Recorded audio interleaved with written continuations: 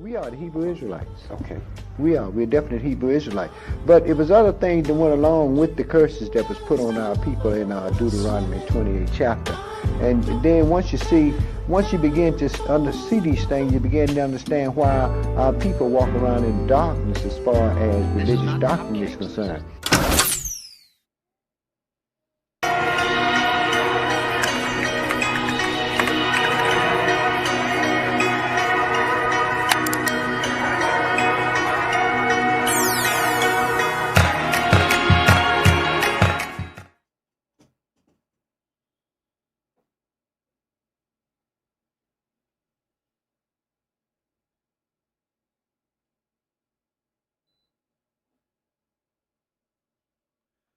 Shabbat Shalom.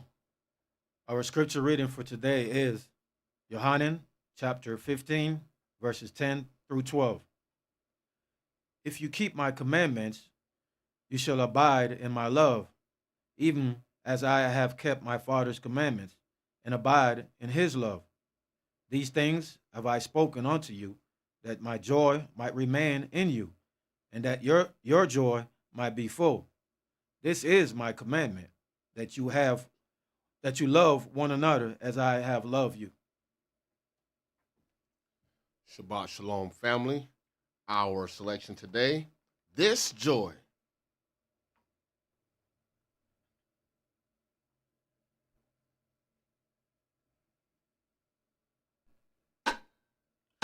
This joy that I have, the world didn't give it to me. Oh. This joy that I have, the world didn't give it to me. Don't you know that this joy that I have, yeah, the world didn't give it to me.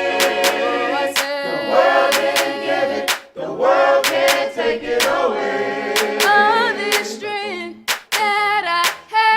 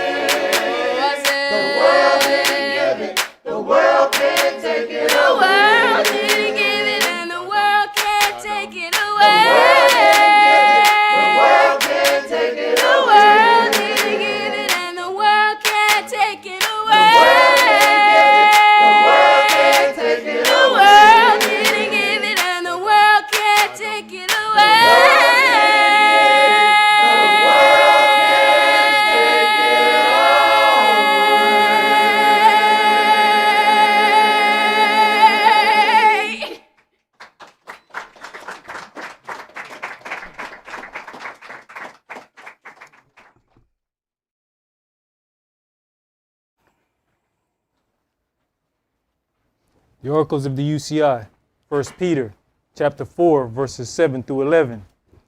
But the end of all things is at hand. Be you therefore sober and watch unto prayer.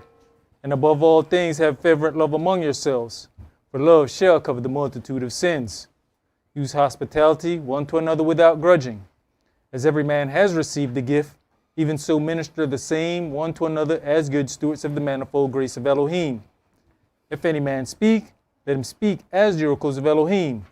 If any man minister, let him do it as of the ability which Elohim gives, that Elohim in all things may be glorified through Yahshua the Mashiach, to whom be praise and dominion forever and ever. Amen. Ephesians chapter 4, verses 29 through chapter 5 and verse 4. Let no corrupt communication proceed out of your mouth, but that which is good to the use of edifying, that it may minister grace unto the hearers. And grieve not the Holy Spirit of Elohim, whereby you are sealed until the day of redemption. Let all bitterness and wrath and anger and clamor and evil speaking be put away from you with all malice. And be you kind one to another, tender-hearted, forgiving one another, even as Elohim for Yahshua's sake has forgiven you. Be you therefore followers of Elohim, as their children, and walk in love, as the Mashiach also have loved us, and has given himself for us an offering and sacrifice to Elohim for a sweet-smelling savor. But fornication and all uncleanness or covetousness, let it not be once named among you as become saints. Neither filthiness, nor foolish talking, nor jesting, which are not convenient, but rather giving of thanks. Ecclesiastes chapter 5, verses 1 and 2. Keep your foot when you go to the house of Elohim, and be more ready to hear than to give the sacrifice of fools, for they consider not that they do evil. Be not rash with your mouth, and let not your heart be hasty to utter anything before Elohim. For Elohim is in heaven, and you upon earth. Therefore, let your words be few. Exodus chapter 23, verses 20 and 21. Behold, I send an angel before you, to keep you in the way, and to bring you into the place which I have prepared. Beware of him, and obey his voice. Provoke him not, for he will not pardon your transgressions, for my name is in him. Revelation chapter 3, verses 20 through 22. Behold, I stand at the door and knock. If any man hear my voice and open the door, I will come in to him and will sup with him, and he with me. To him that overcomes will I grant to sit with me in my throne, even as I have also overcame and am sat down with my Father in his throne. He that has an ear, let him hear what the Spirit says unto the churches. All right. Shabbat Shalom. Shabbat Shalom. Which is peace on Yahweh's holy Sabbath day. Welcome to another holy convocation that Yahweh has enjoined unto us here in this body of Yahshua. Now, if we listen to the popular sayings from televangelists, we may believe that God wants everyone to be rich and to never encounter any hardships. Yet it is written concerning Christ that he was worthy to open the book, not because of who he was, but because of what he suffered. The path to receiving is often riddled with obstacles, and we must be careful not to forfeit our forgiveness in the process. Today's sermon is entitled The Path to Receiving and Forfeited Forgiveness. And we're going to begin today's sermon in 2 Chronicles chapter 34. There are some instincts that we have that kind of kick in on their own. And if we don't get those things under control, they will end up causing us to be destroyed. One of the things that we recognize when you start riding motorcycles and things like that, you'll notice that you have to be careful where you place your eyes, because your hands have a tendency to follow your eyes. So you're riding down the street and a fancy little red car is on the other side. You look at that car too long and your hands follow. This is why sometimes you'll hear of a motorcycle accident and it was a head-on collision. What happened? He kept looking at the car and his hands went over to where the car was and hit that car. That car didn't hit him, he hit that car. You have to understand and know certain things about instinct so that you can override it. That means as you are coming close to it, you glance at that car, you get your eyes back over on your side and pay attention. 2 Chronicles chapter 34, let's start at verse 1. Uzziah was 8 years old when he began to reign, and he reigned in Jerusalem 31 years. And he did that which was right in the sight of Yahweh, and walked in the ways of David his father, and declined neither to the right hand nor to the left. For in the 8th year of his reign, while he was yet young, he began to seek after the el of David his father.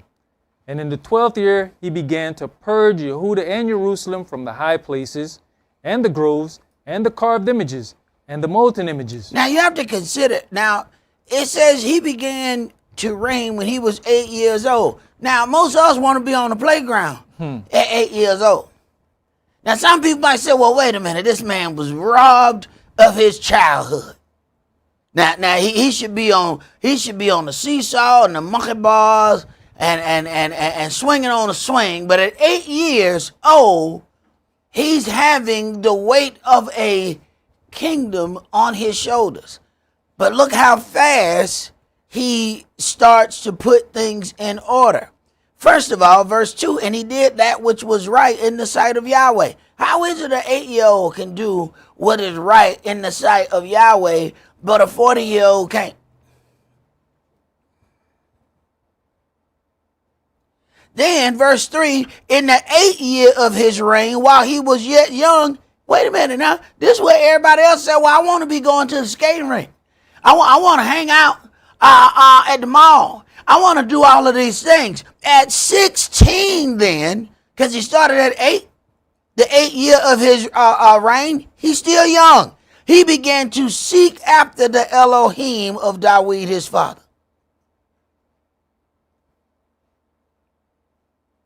Go ahead. And they break down the altars of Baalim in his presence, and the images that were on high above them he cut down, and the groves, and the carved images, and the molten images he brake in pieces, and made dust of them, and strawed it upon the graves of them that had sacrificed unto them. Now understand, these were grown men that had allowed all of these things to stay in existence before him. Go ahead. And he burnt the bones of the priests upon their altars, and cleansed Yehuda in Jerusalem. And so did he in the cities of Manasseh and Ephraim, and Simeon, even unto Naphtali, with their mattocks round about. And when he had broken down the altars and the groves, and had beaten the graven images into powder, and cut down all the idols throughout all the land of Israel, he returned to Jerusalem. Now, in the 18th year of his reign, when he had purged the land and the house, he sent Shaphan, the son of Azaliah, and Maaseiah, the governor of the city, and Joah, the son of Joahaz, the recorder, to repair the house of Yahweh, his Elohim. Now remember now, when you start reading these things about the powder, remember what Moshe did when he took that graven images, ground it into powder, and made the children of Israel drink it. So when you see some of this stuff, understand if he was seeking after his Elohim, there's some things that he has noticed, and he took note of that and made sure that he did it when he was cleansing that land. Go ahead. And when they came to Hilkiah the high priest, they delivered the money that was brought into the house of Elohim, which the Levites that kept the doors had gathered of the hand of Manasseh and Ephraim, and of all the remnant of Israel, and of all Yehuda and Benjamin, and they returned to Jerusalem. And when they put it into the hand of the workmen that had the oversight of the house of Yah, and they gave it to the workmen that wrought in the house of Yah to repair and amend the house, even to the artificers and builders gave they it, to buy hewn stone and timber for couplings, and to floor the houses which the kings of Yehuda had destroyed. And the men did the work faithfully, and the overseers of them were Jehath and Obadiah, the Levites, of the sons of Merari, and Zechariah, and Meshullam, of the sons of the Kohathites, to set it forward, and other of the Levites, all that could skill of instruments of music. Also they were over the bearers of burdens, and were overseers of all that wrought the work in any manner of service. And of the Levites there were scribes and officers and porters. And when they brought out the money that was brought into the house of Yahweh, Hilkiah the priest found a book of the law of Yah given by Moshe. And Hilkiah answered and said to Shaphan the scribe, I found the book of the law in the house of Yah. And Hilkiah delivered the book to Shaphan. Now, you think if he wasn't in the process of trying to restore things, do you think he would have found that book? See, he found the book because he was doing something else. You ever notice when you trying to look for something, you can't find it? But then when you start looking for something else, you find the other thing that you were looking for before? Sometimes we have that tunnel vision that this is what we want. And we think that if we do all of this stuff, we're going to get what we want. It's doing the other stuff that's going to get you what you want. You do all of that, and you got your tunnel vision. I'm going to do this, this, and this, and I'm going to get that. You ain't never going to get it. When you start looking for something else and dealing with something else, then he going to give you that thing. That you say, you know what, I didn't think I was ever going to get this, so I just stopped looking. Right, that's why you found it. Go ahead. And Shaphan carried the book to the king and brought the king word back again, saying, all that was committed to your servants, they do it. And they have gathered together the money that was found in the house of Yahweh, and have delivered it into the hand of the overseers and to the hand of the workmen. Then Shaphan the scribe told the king, saying, Hilkiah the priest has given me a book. And Shaphan read it before the king. And it came to pass, when the king had heard the words of the law, that he rent his clothes.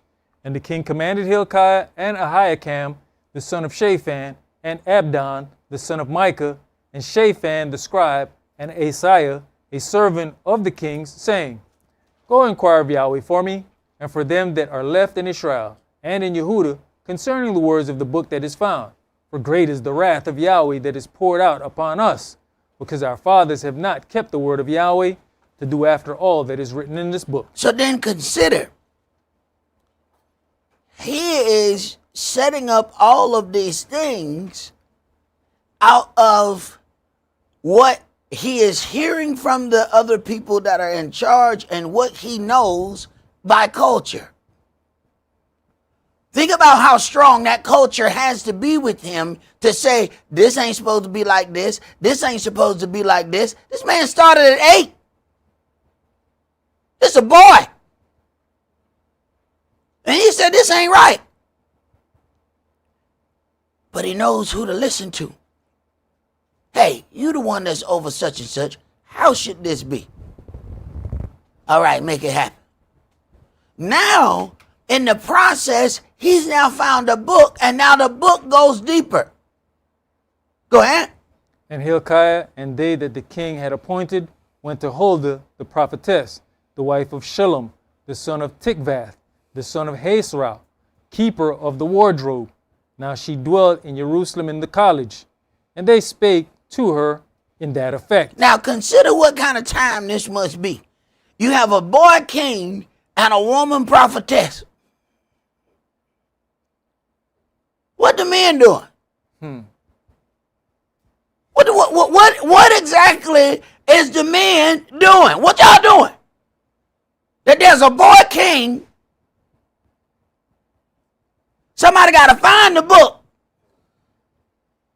And you got a woman prophetess. Last time there was a woman prophetess, we had a punk soldier. I go to war if you go with me. And bring your perfume because I don't like the smell of war.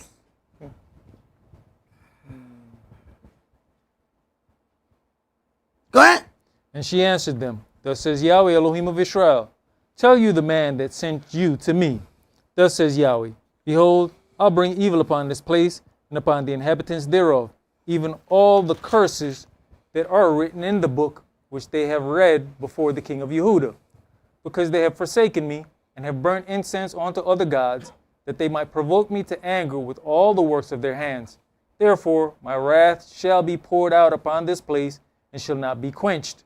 And as for the king of Yehudah, who sent you to inquire of Yahweh, so shall you say unto him, Thus says Yahweh Elohim of Israel, concerning the words which you have heard, because your heart was tender, and you did humble yourself before Elohim, when you heardeth his words against this place, and against the inhabitants thereof, and humbleth yourself before me, and did rend your clothes, and weep before me, I have even heard you also, says Yahweh. Now wait a minute. Listen to what Yahweh has said. Because your heart was tender, and you did humble yourself before Elohim, when you heard his words against this place. See, when we hear something against us or against a place we like, we automatically retaliate.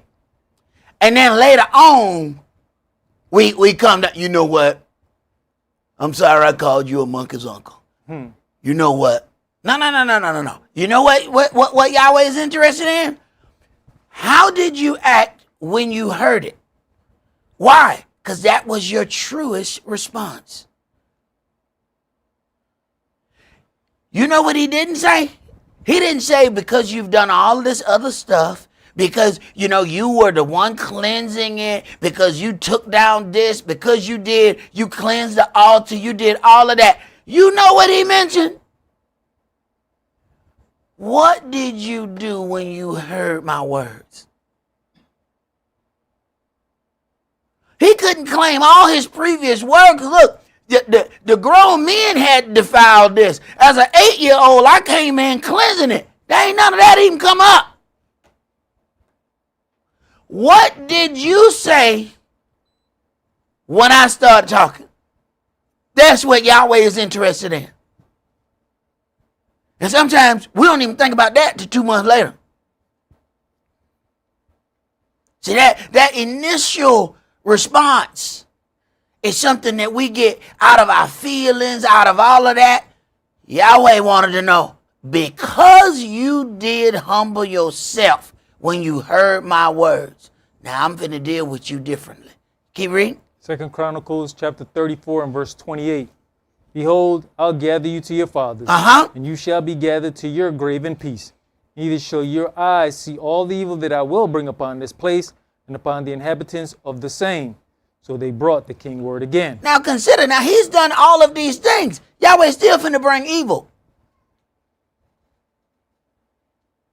Because of some previous actions that have already taken place. Go ahead. And the king sent and gathered together all the elders of Yehudah and Jerusalem. And the king went up into the house of Yahweh, and all the men of Yehudah and the inhabitants of Jerusalem, and the priests and the Levites and all the people, great and small. And he read in their ears all the words of the book of the covenant that was found in the house of Yah. And the king stood in his place and made a covenant before Yahweh, to walk after Yahweh and to keep his commandments and his testimonies and his statutes with all his heart and with all his soul, to perform the words of the covenant which are written in this book. And he caused all that were present in Jerusalem and Benjamin to stand to it. And the inhabitants of Jerusalem did according to the covenant of Elohim, the El of their fathers. Right. He said, you're going to stand to it. See, when somebody puts the word in front of a group of people and say, I'm going to make you stand to it, they're going to make you abide by the things that are written therein. So you can go ahead and rest assured that there was a lot of people who didn't like him. Because see, when you make people stand to something, they got a problem. See, we have a tendency, we like to go to the places where we might be able to have fun. And normally that's a place with no rules. He said, I'm going to make you stand to it. Go ahead. And Uzziah took away all the abominations out of all the countries that pertain to the children of Israel. You think everybody was happy about that? Some of them people built that. That was my club of abomination. As a matter of fact, that's what I called it. Club abomination. And now you going to shut that down? Yeah, club abomination got to get shut down. That was somebody's moneymaker. That was how somebody was feeding their family. You think them people happy with him? Go ahead. And made all that were present in Israel to serve, even to serve Yahweh their Elohim. And all his days they departed not from following after Yahweh, the L of their fathers. Right, because he made them stand to it. He didn't give any options. We think that all of these options mean we are free. It's the options that's going to get you killed. He took away the option. We say, no, I want to be free. All right, we in the land of the free. Tell me how foul is it? Got a lot of options. Look at how foul the land of options operate. And we have to pay attention and consider, Yahweh said, because you did humble yourself. See, we think that we can carry the same attitude and demeanor after a transgression without it harming our forgiveness. Now, he has to see a change in your attitude. And if that attitude is the same, then how have you repented? Let's go to Ezekiel chapter 9.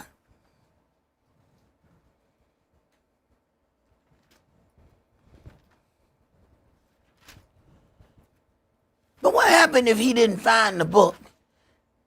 Because it was finding the book that caused him to go deeper, which then caused him to inquire of Yahweh, which then caused Yahweh to reveal what was going to happen.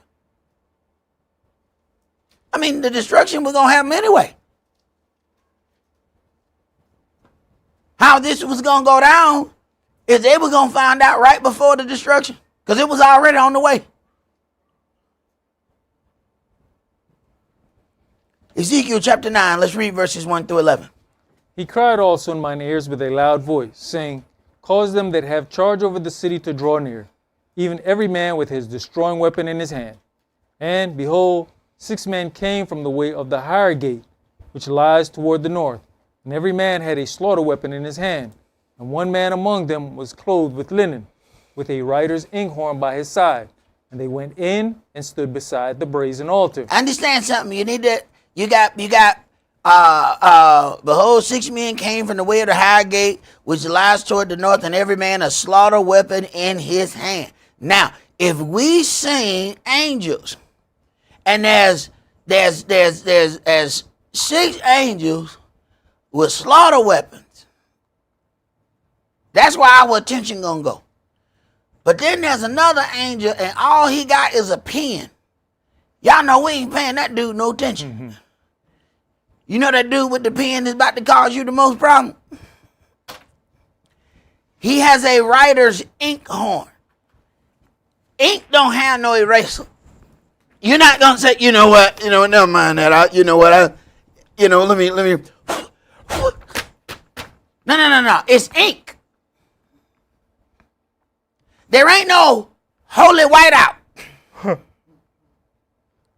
It's ink. Do you understand what that means? The angel don't have no eraser. It's ink.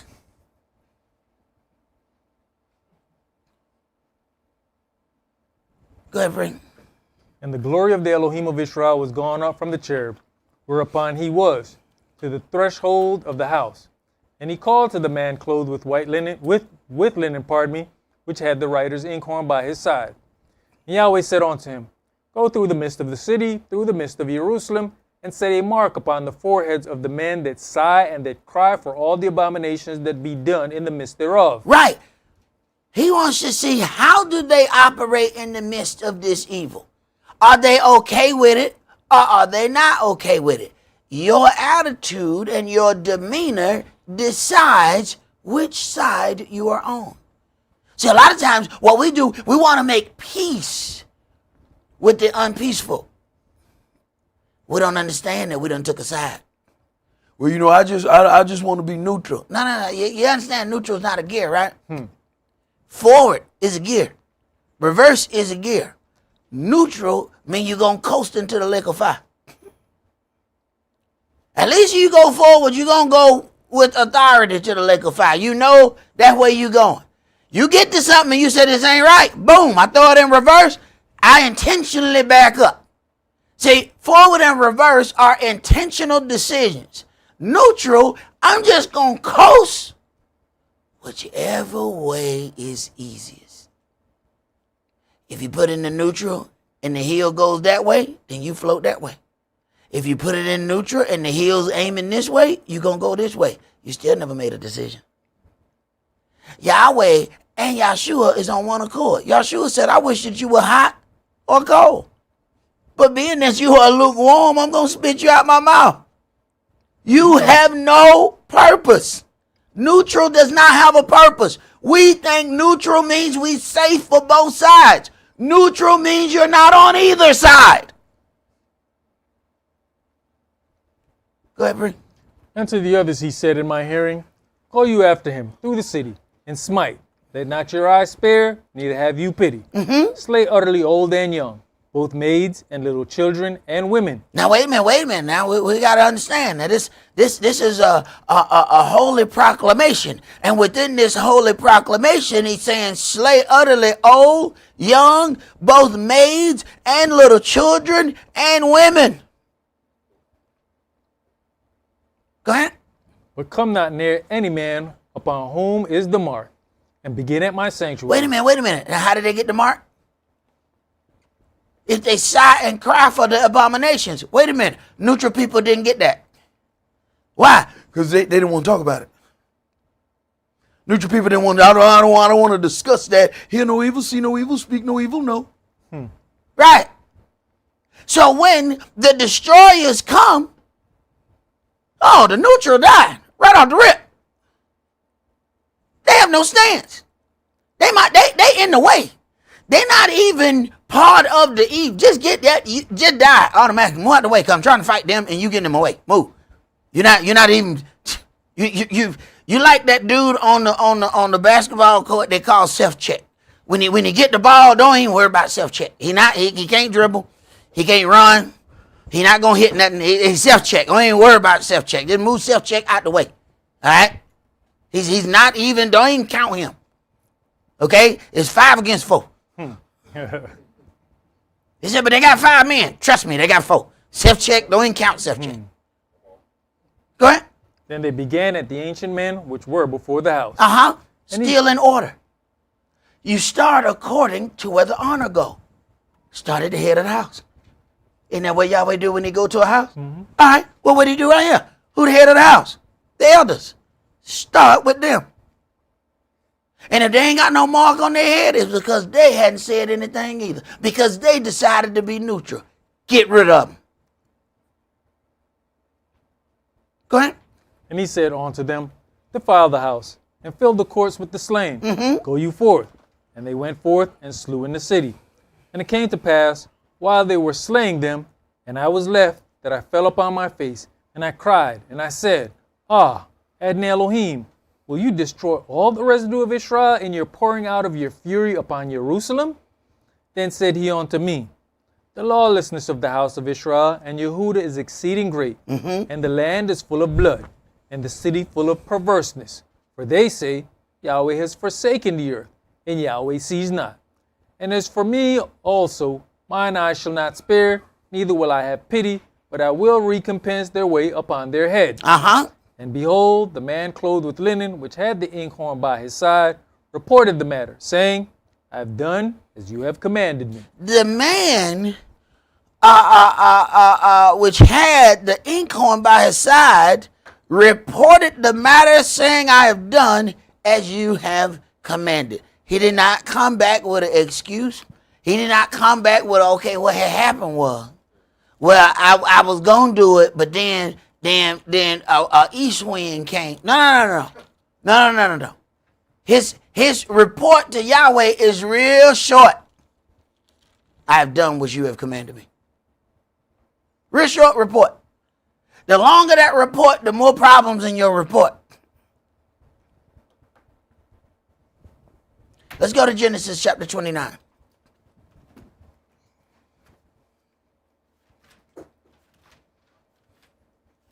The world is changing right in front of us, and we are still trying to operate business as usual.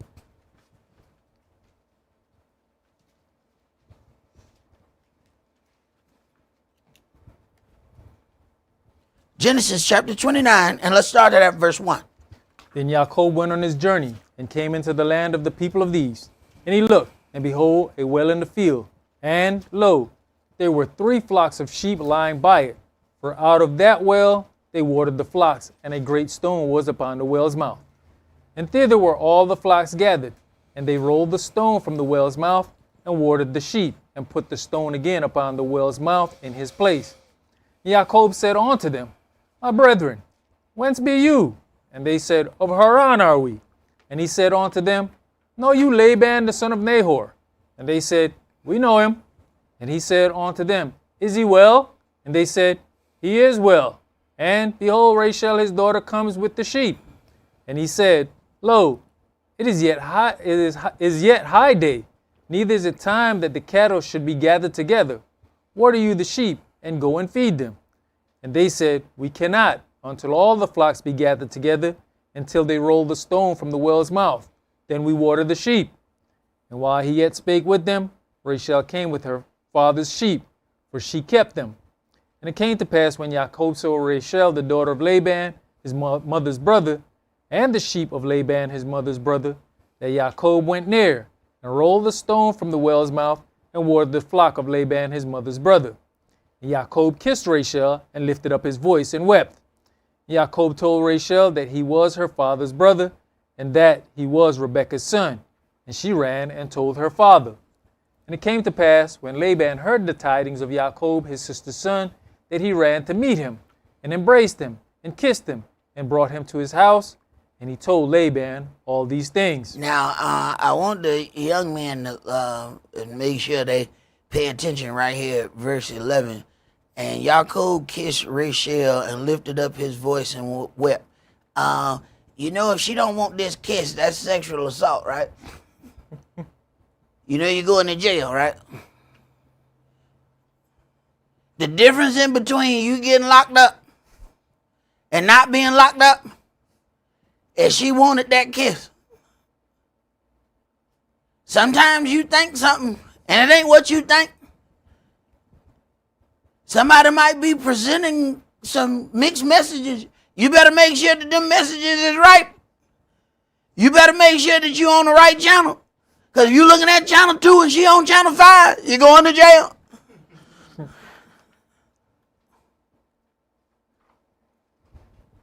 You swear you trying to look at WSB and channel 5 come on, you done deal. You're going away, man.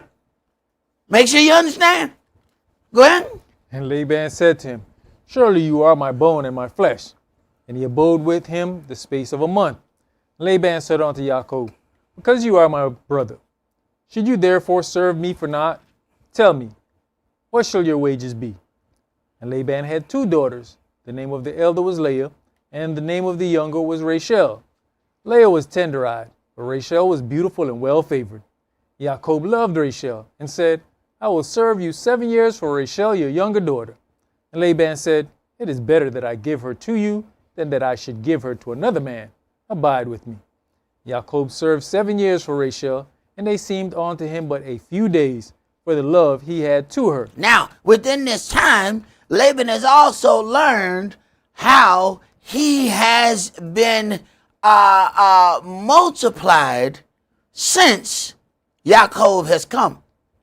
And now he has developed a scheme to keep Jacob there. He's not confused about this covenant. He's not confused about this agreement. He's the one that initiated the agreement. Go ahead. And Jacob said unto Laban, Give me my wife, for my days are fulfilled, that I may go in unto her.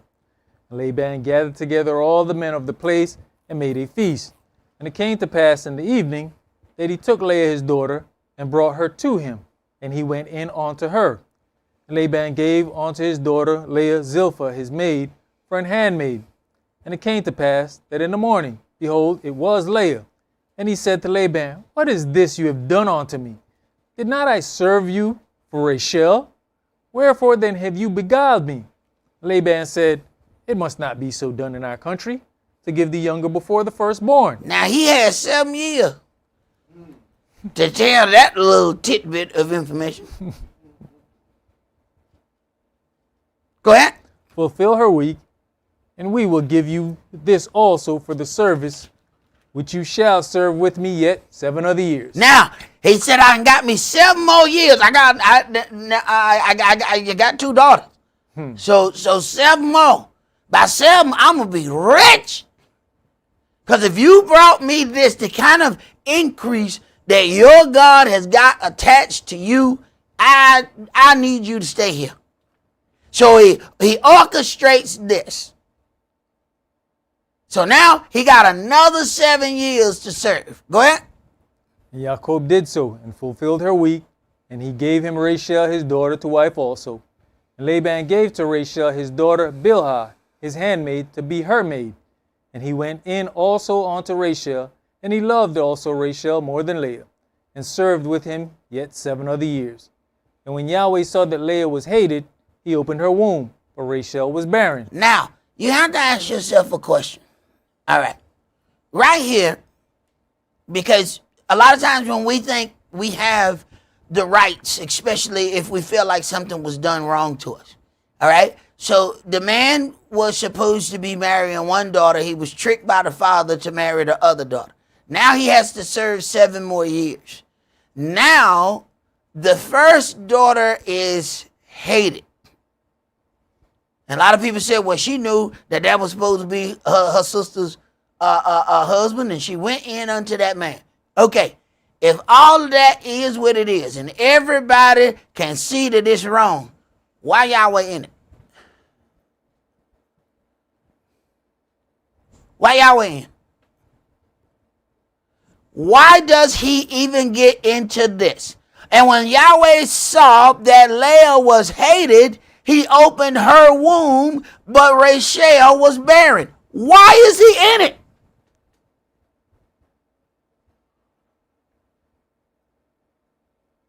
Keep reading, bro. And Leah conceived and bare a son, and she called his name Reuben. For she said, surely Yahweh has looked upon my affliction. Now therefore my husband will love me. And she conceived again, and bare a son, and said, because Yahweh has heard that I was hated, he has therefore given me this son also. And she called his name Simeon. And she conceived again, and bare a son, and said, now this time will my husband be joined unto me, because I have borne him 3 sons. Therefore was his name called Levi. And she conceived again, and bare a son. And she said, now will I praise Yahweh. Therefore she called his name Yehudah, and left bearing. Wait a minute. So the woman he wasn't supposed to marry has brought forth the priests and the kings. Levi, the priest, Judah, the kings. The woman he was not supposed to marry, the woman he was tricked into marrying, have brought forth kings and priests. It said that the children of Israel would be kings and priests.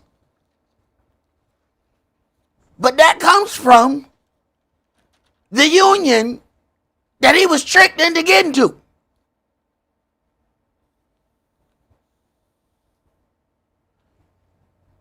Now, what we have to consider is how we operate, especially when we believe we're right. Now, your attitude towards something is indeed your spiritual sacrifice in that thing. Some people go through problems and their spiritual sacrifice is so strong that you never know what it is they have endured because they didn't constantly badmouth the person or tell the details about what was done to them. Sometimes people do such a good job that they make the person who is doing them wrong look better than they actually are. Let's go to Proverbs chapter 21.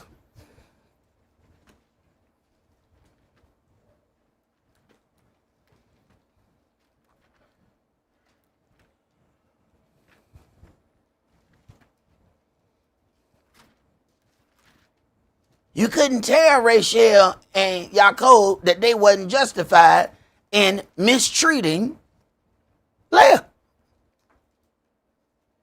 But why did Yahweh then get into it when he did not like how she was being treated? Why didn't he say she deserved to be treated that way? Why was that not Yahweh's reply? And why would he use that woman to bring forth the priests and the kings?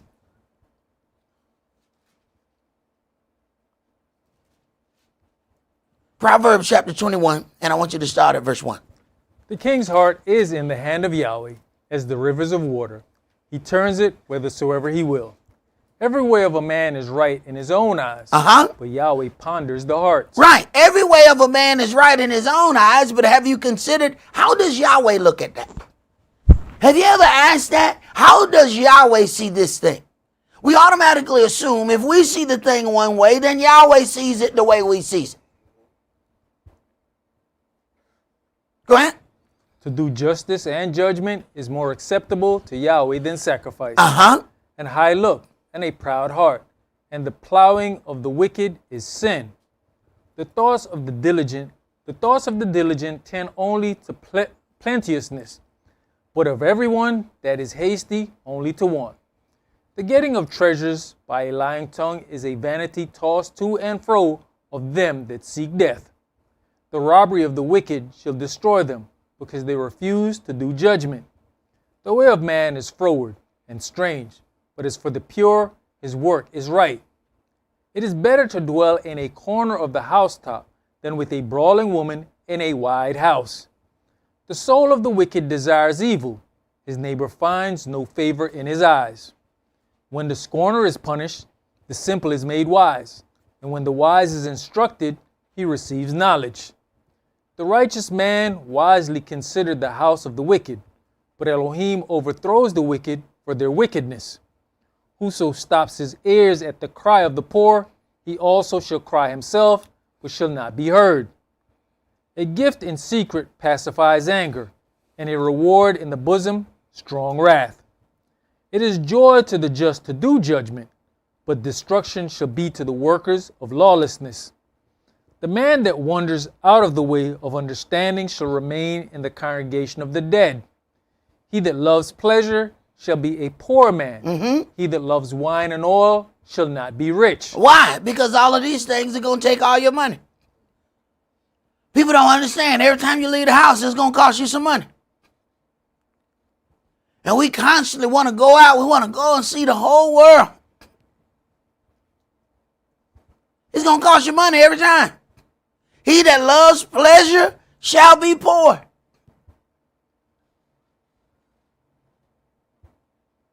Understand that. Go ahead. The wicked shall be a ransom for the righteous, and the transgressor for the upright. It is better to dwell in the wilderness than with a contentious and an angry woman. There is treasure to be desired and oil in the dwelling of the wise, but a foolish man spends it up. He that follows after righteousness and mercy finds life, righteousness and honor. A wise man scales the city of the mighty, and casteth down the strength of the confidence thereof. Whoso keeps his mouth and his tongue keeps his soul from troubles.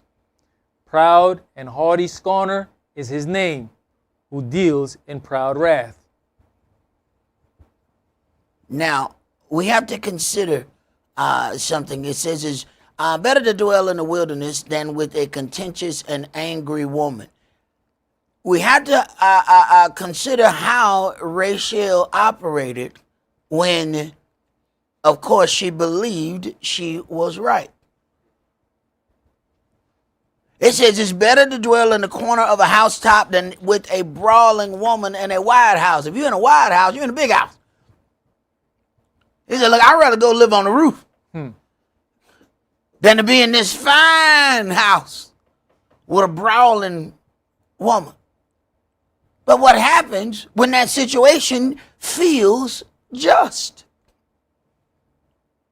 We have to then consider how the various levels of brawling, because the brawling nature of Vashti, Vashti was a woman that was married to a king. Now, if we consider that the woman is a helpmeet to her mate, this means that she helps him accomplish his duties. Vashti being married to a king, so as a queen, public gatherings were indeed a part of her being a helpmeet to him. When she could not peacefully perform the function of a helpmeet, she was no longer profitable as a helpmeet.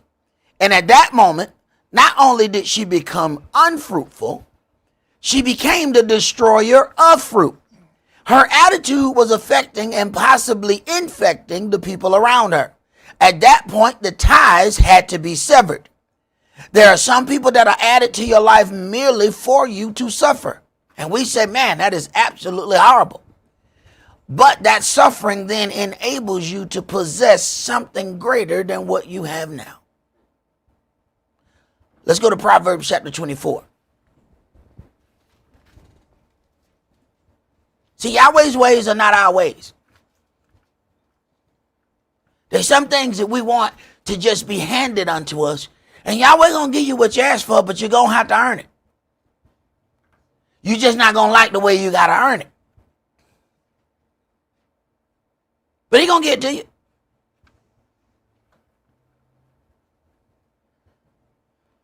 Proverbs 24, and let's start at verse 9. The thought of foolishness is sin, and the scorner is an abomination to men. If you faint in the day of adversity, your strength is small. If you forbear to deliver them that are drawn unto death, and those that are ready to be slain, if you say, behold, we knew it not, does not he that ponders the heart consider it?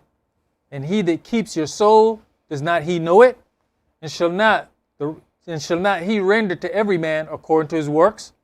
My son, eat you honey, because it is good, and the honeycomb, which is sweet to your taste. So shall the knowledge of wisdom be unto your soul.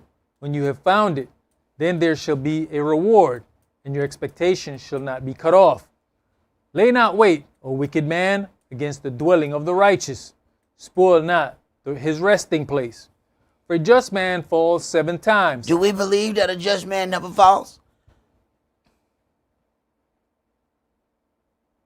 Go ahead. And rise up again. But the wicked shall fall into mischief.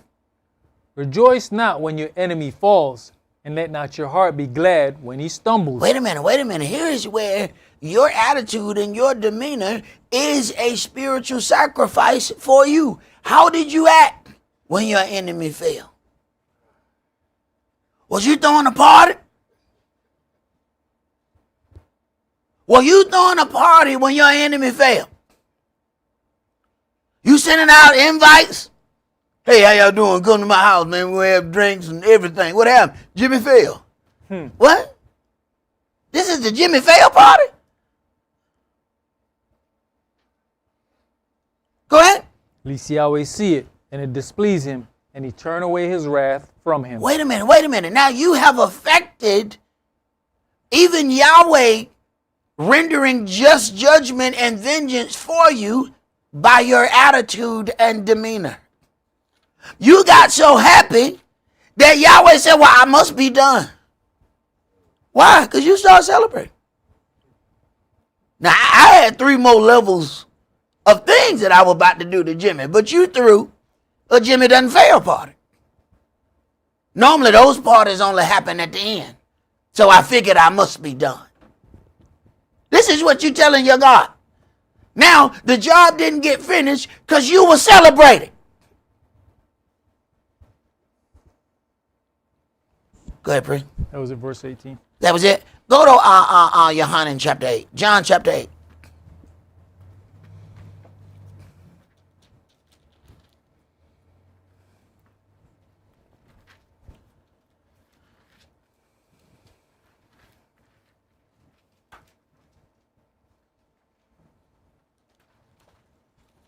John chapter 8, and I want you to read verses 1 through 11. Yahshua went on to the Mount of Olives, and early in the morning he came again into the temple, and all the people came unto him, and he sat down and taught them. And the scribes and Pharisees brought unto him a woman taken in adultery. And when they had set her in the midst, they say unto him. Now, these are the kind of things that you're going to have come to you, where it seems like it's a conversation and they pretend to be peaceful in the public eye. But every word they speak is about using your words to seek a quarrel with you. So it looks like an innocent question. It is not an innocent question. They will then use your reply and they will repeat it as if it was just a statement that you made. You will even think that it was an organic conversation. No. They already sought a quarrel with you when they asked the question. And then when you answer the question, your answer is going to be posted out. Now they've used your own words against you. Keep reading. They say unto him, Master, this woman was taken in adultery in the very act. Now Moshe and the law commanded us that such should be stoned. But what says you? What says you? Now, we're going to throw it out there. We put the woman out there. We put Moshe's law out there. Now, what says you? Now, they're playing both ends against the middle. If he says stone her, they're going to say against the people that he has commanded this woman to be stoned. If he said forget Moshe's law, then they're going to use him not dealing with Moshe's law to then condemn him. Each way, this is a question of condemnation. It is not real. The whole thing is to get him, but they're using the woman. Folks always come to you about a question, and it's normally about a woman. But it ain't really about that woman. They're just using her. Go ahead. This they said, tempting him, that they might have to accuse him. That they might have to accuse him. They're using whoever they want to use so that they can get to him. Go ahead, bro. But Yahshua stooped down and with his finger wrote on the ground as though he heard them not. As though he heard them not. Why? Because he knows it's a bunch of mess. He know that they're waiting for him to talk so that they can use his words against him. Go ahead. So when they continued asking him, he lifted up himself and said unto them, He that is without sin among you, let him first cast a stone at her. And again he stooped down and wrote on the ground. And they which heard it, being convicted by their own conscience, went out one by one, beginning at the eldest, even unto the last. And Yahshua was left alone, and the woman standing in the midst. Understand something. This is when he starts talking. So you got to understand that every question ain't for you to answer. This was a setup. He makes a statement, they leave one by one, now he gets to talk to the woman. Everything else that he said to the woman was going to be used against him if they were still standing there. Keep reading. When Yahshua had lifted up himself and saw none but the woman, he said unto her, Woman, where are those your accusers? Has no man condemned you? She said, No man, Adonai. And Yahshua said unto her, Neither do I condemn you. Neither do I condemn you. Go and sin no more. If he would have said that in their presence, they would have most definitely used that against him. He needed them to be gone before he could deal with this on this level.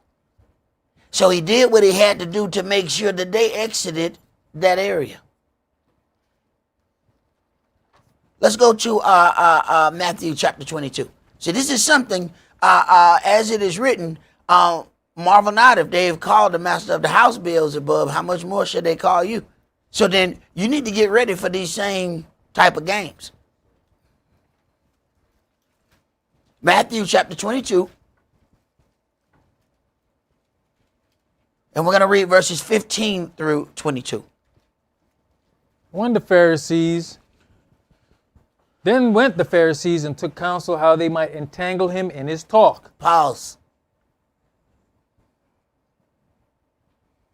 Their whole objective is to use his words against him.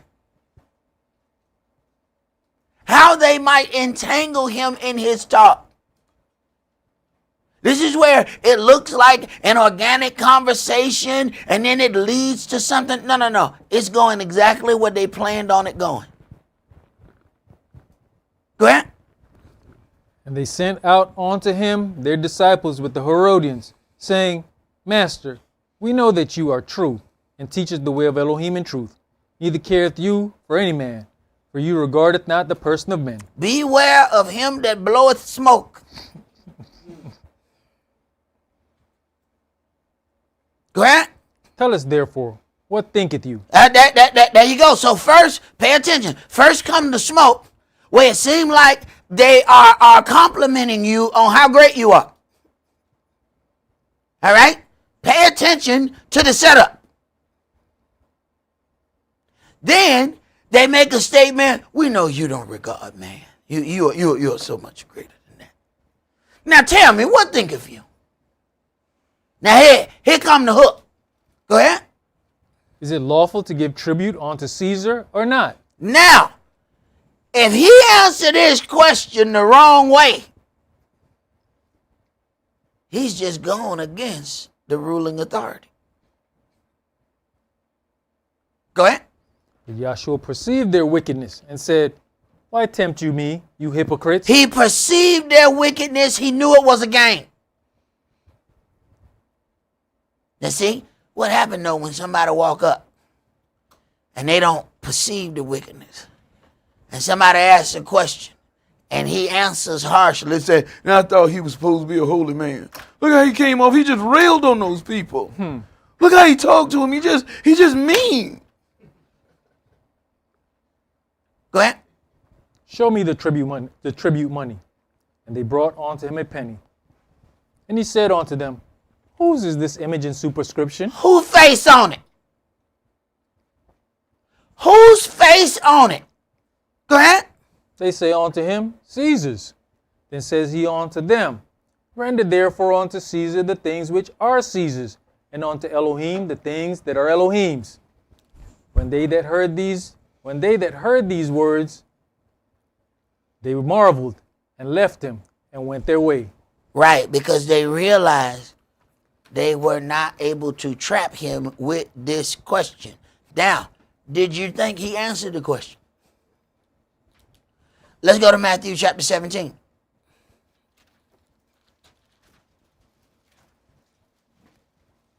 Matthew chapter 17, I want you to read verses 24 through 27.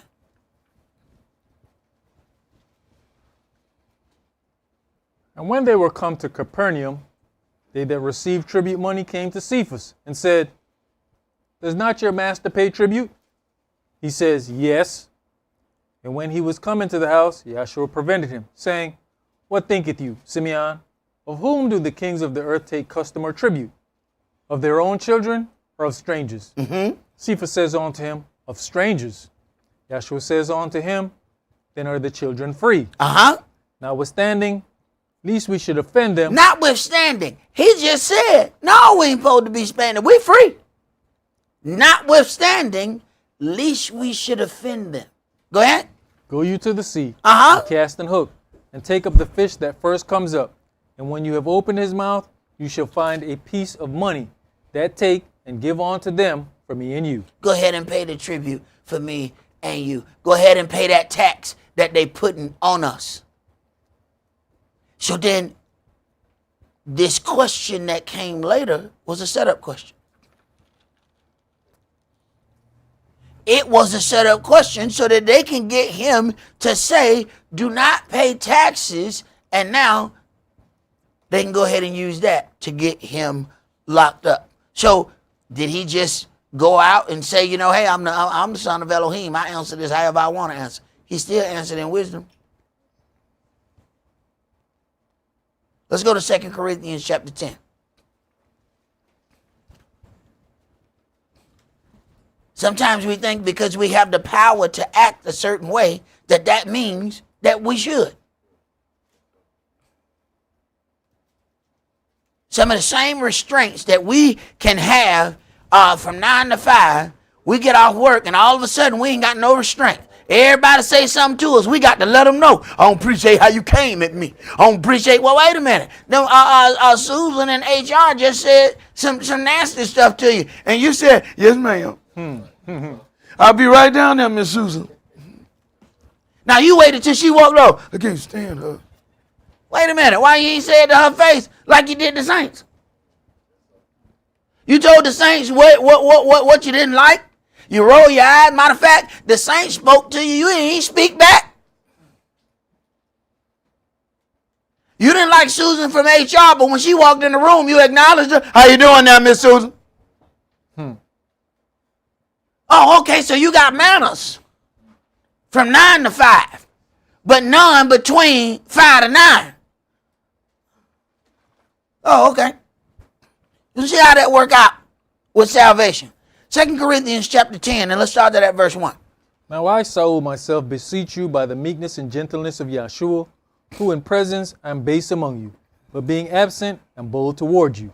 But I beseech you that I may not be bold when I am present with that confidence, wherewith I think to be bold against some, which think of us as if we walked according to the flesh. For though we walk in the flesh, we do not war after the flesh. For the weapons of our warfare are not carnal, but mighty through Elohim to the pulling down of strongholds, casting down imaginations and every high thing that exalts itself against the knowledge of Elohim, and brings into captivity every thought to the obedience of Yahshua, and having in a readiness to revenge all disobedience when your obedience is fulfilled. Do you look on things after the outward appearance? Ask yourself, do you look on things after the outward appearance? Go ahead. If any man trust to himself that he is the Mashiach's, let him of himself think this again, that as he is the Mashiach's, even so are we the Mashiach's. For though I should boast somewhat more of our authority, which the Adonai has given us for edification, and not for your destruction, I should not be ashamed, that I may not seem as if I would terrify you by letters. For his letters say they are weighty and powerful, but his bodily presence is weak, and his speech contemptible. Let such an one think this, that such as we are in word by letters, when we are present, such will we be also indeed when we are present. It says, let me read that again. When we are absent, as we are in word by letters when we are absent, such will we be also indeed when we are present. Go ahead, verse 12. For we dare not make ourselves of the number, or compare ourselves with some that commend themselves. But they measuring themselves by themselves and comparing themselves among themselves are not wise. Right. So what we do is find the most ratchet friend that we got and ask them,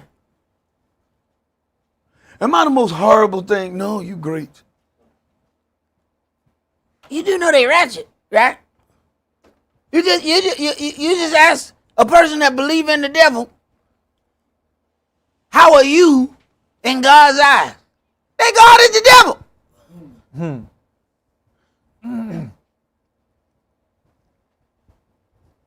See, that's how we compare ourselves among ourselves. We find something that actually works than us, and then we ask it to justify us.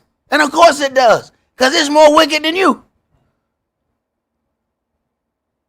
If we just find all of the worst of our friends and compare ourselves against that, we're going to always be shining examples of righteousness. See, we don't find the best and put ourselves up against that. We find the worst. That way, we always, well, at least I ain't like that. How are we going to get better that way? Because no matter what, you're going to always be better than that. So now we're not going to try? Go ahead, Pre. But we will not boast of things without our measure, but according to the measure of the rule which Elohim has distributed to us, a measure to reach even unto you. For we stretch not ourselves beyond our measure, as though we reached not unto you. For we are come as far as to you also in preaching the gospel of Yahshua, not boasting of things without our measure, that is, of other men's labors, but having hope, when your faith is increased, that we shall be enlarged by you according to our rule abundantly, to preach the gospel in the regions beyond you, and not to boast in another man's line of things made ready to our hand. But he that glorieth, let him glory in the Adonai. For not he that commends himself is approved, but whom the Adonai commends. All right. Let's go to Luke chapter 15. And that's what we want to receive, a job well done. that we are commended by the one we work for, not that we commend ourselves. Luke chapter 15, I want you to start at verse 11. And he said, a certain man had 2 sons. And the younger of them said to his father, Father, give me the portion of goods that falls to me. And he divided unto them his living. Now, you have to ask yourself, now, how many times have they had that conversation for the daddy to just give him his inheritance? You know, sometimes we go and we read, and it's just one line, all right? The younger of them said to his father, Father, give me the portion of goods that falls to me. And he divided unto him his living. This is one line. I don't think Dad just gave him that on the first conversation. See, even when you start reading, when the children of Israel decided they were going to ask for a king, he said, all right, tell them what kind of king. Protest to them. But if they stand to it, go ahead and give them that king. But go ahead and tell them all of the things that's going to happen to them when they get this king. So he said, divide unto me all the stuff that come to me. I want my money now. He said, give him the money. Go ahead. And not many days after, the younger son gathered all together and took his journey into a far country, and there wasted his substance with riotous living. Now, you know when somebody is finna engage in riotous living, they don't want to be around the house no more. They said, no, I need to go. Let me get all my stuff, and I'm gonna go somewhere else. Oh, you can't waste it here. No, I need to waste it somewhere else. See, I earned this here. See, this is how we end up losing everything that we have. We earn it in one place and waste it in another. So none of the people around us get to benefit from anything that we have. See, if we at least wasted it right there, okay, that guy who owned the shop down there, he get to get some of my money because I spent it down. I spent it over here. I know these people. I spent it down here. I know these people. No. We go away from everybody we know and we waste the money with people who we don't know. Right. Go ahead. And when he had spent all, there arose a mighty famine in that land, and he began to be in want. And he went and joined himself to a citizen of that country, and he sent him into his fields to feed swine. And he would fain have filled his belly with the husk that the swine did eat, and no man gave unto him. And when he came to himself, he said, How many hired servants of my fathers have bread enough and to spare, and I perish with hunger? I will arise and go to my father, and will say unto him, Father, I have sinned against heaven and before you, and I'm not more worthy to be called your son. Make me as one of your hired servants. And he arose and came to his father. But when he was yet a great way off, his father saw him, and had compassion, and ran, and fell on his neck, and kissed him. Now, why? The father's happy that he returned. But understand something.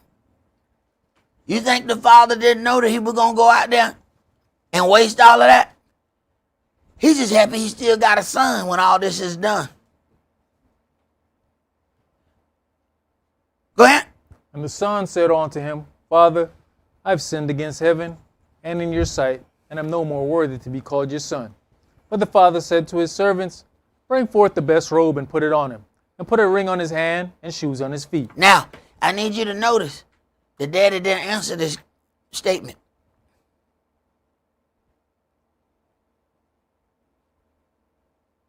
And the son said, Father, I have sinned against heaven and in your sight, and am no worthy to be called your son. Y'all bring some clothes. Everything don't need no answer. Y'all bring some clothes. My son is here. We're not even going to discuss. This is done. It's water under the bridge. We're not discussing it no more. What's done is done at this point. Go ahead. And bring hither the fatted calf, and kill it, and let us eat and be merry. For For this my son was dead, and is alive again. He was dead from the minute he asked for all his inheritance. He just didn't know it yet. He realized he was dead when he ran out of everything. The daddy knew he was dead the day he walked away. Go ahead. For this my son was dead and is alive again. He was lost and is found. And they began to be married. Check that out. He was dead and is now alive. Check this out. He is alive because he has nothing. He was dead when he had everything.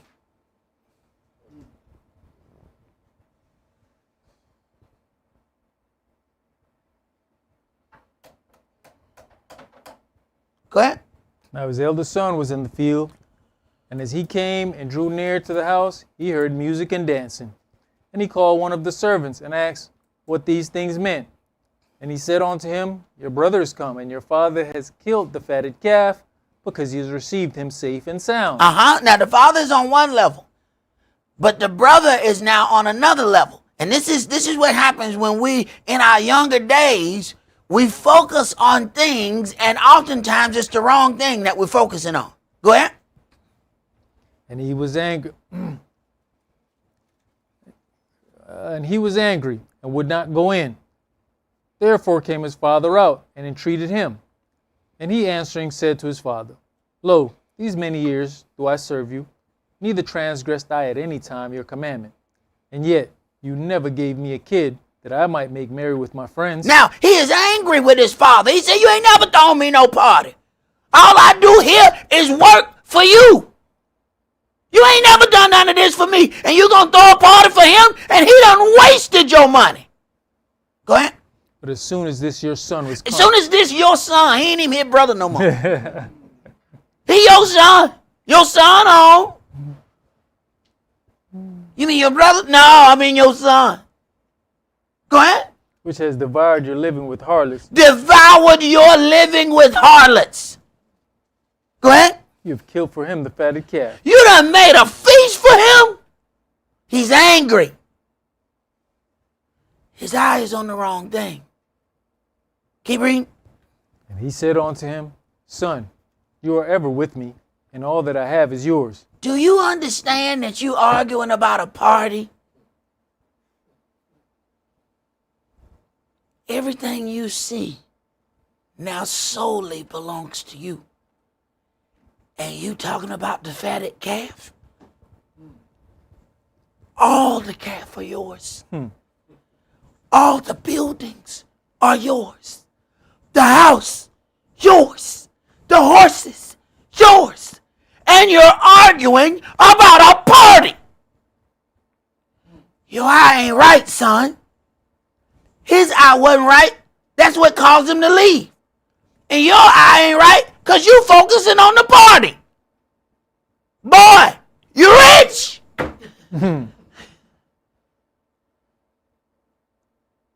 Go ahead. It was meet that we should make merry and be glad, for this your brother was dead and is alive again, and was lost and is found. Now, we tend to sacrifice the things that we need for the things that we want. A roof over your head is a need. $1 million roof over your head is a want. Because these two things are similar, they can easily be merged into one another and confused for one another. Now, I have some childhood friends who back in the 3rd grade would show up at 8 a.m. at elementary school with oil under their nails. Their father had them working on cars before he went to his day job in the morning. Their father was as hard as stone. He often called them boy and not by their names. The father was very frugal and did not believe in spending a lot of money. Times with their father were sometimes tense, but he prepared them for the world. When their father passed, he left them a legacy and a trade. They know how to rebuild vehicles because of being up at 4 a.m. while other kids, including myself, were in the bed.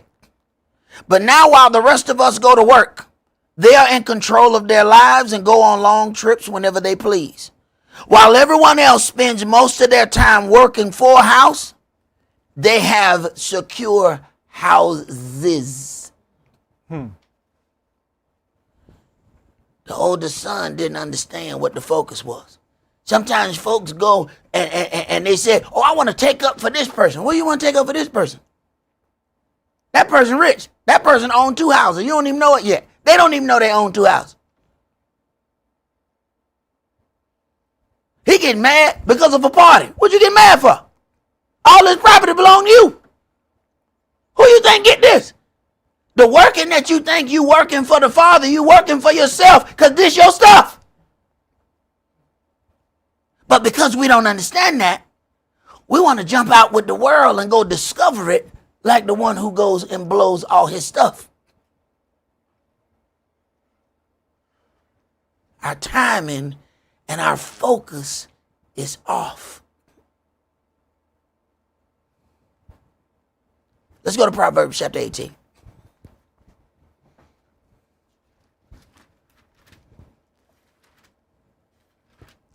Let me tell you, the most money you're going to spend on anything is your place to stay.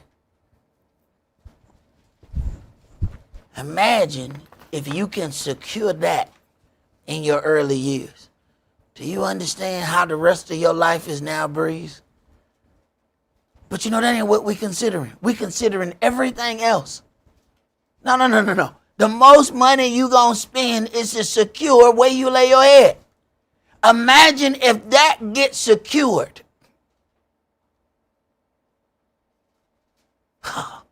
Life is totally different for you now. But it's hard to explain that when we have tunnel vision and all we see is what we want.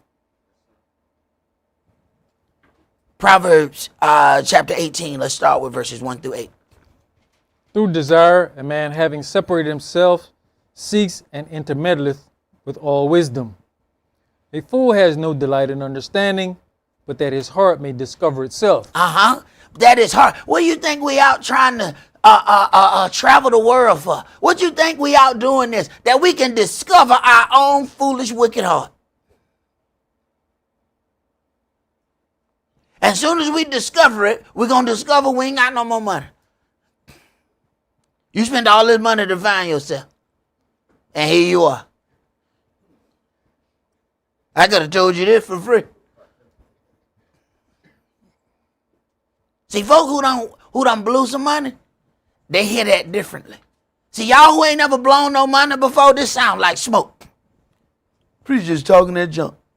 Those who done had a bank account that had zeros on it and then lost their mind and spent it, they hear this differently.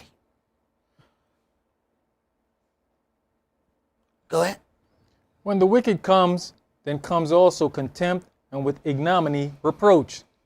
The words of a man's mouth are as deep waters, and the wellspring of wisdom as a flowing brook. It is not good to accept the person of the wicked, to overthrow the righteous in judgment. A fool's lips enter into contention, and his mouth calls for strokes. Especially when we believe we're right.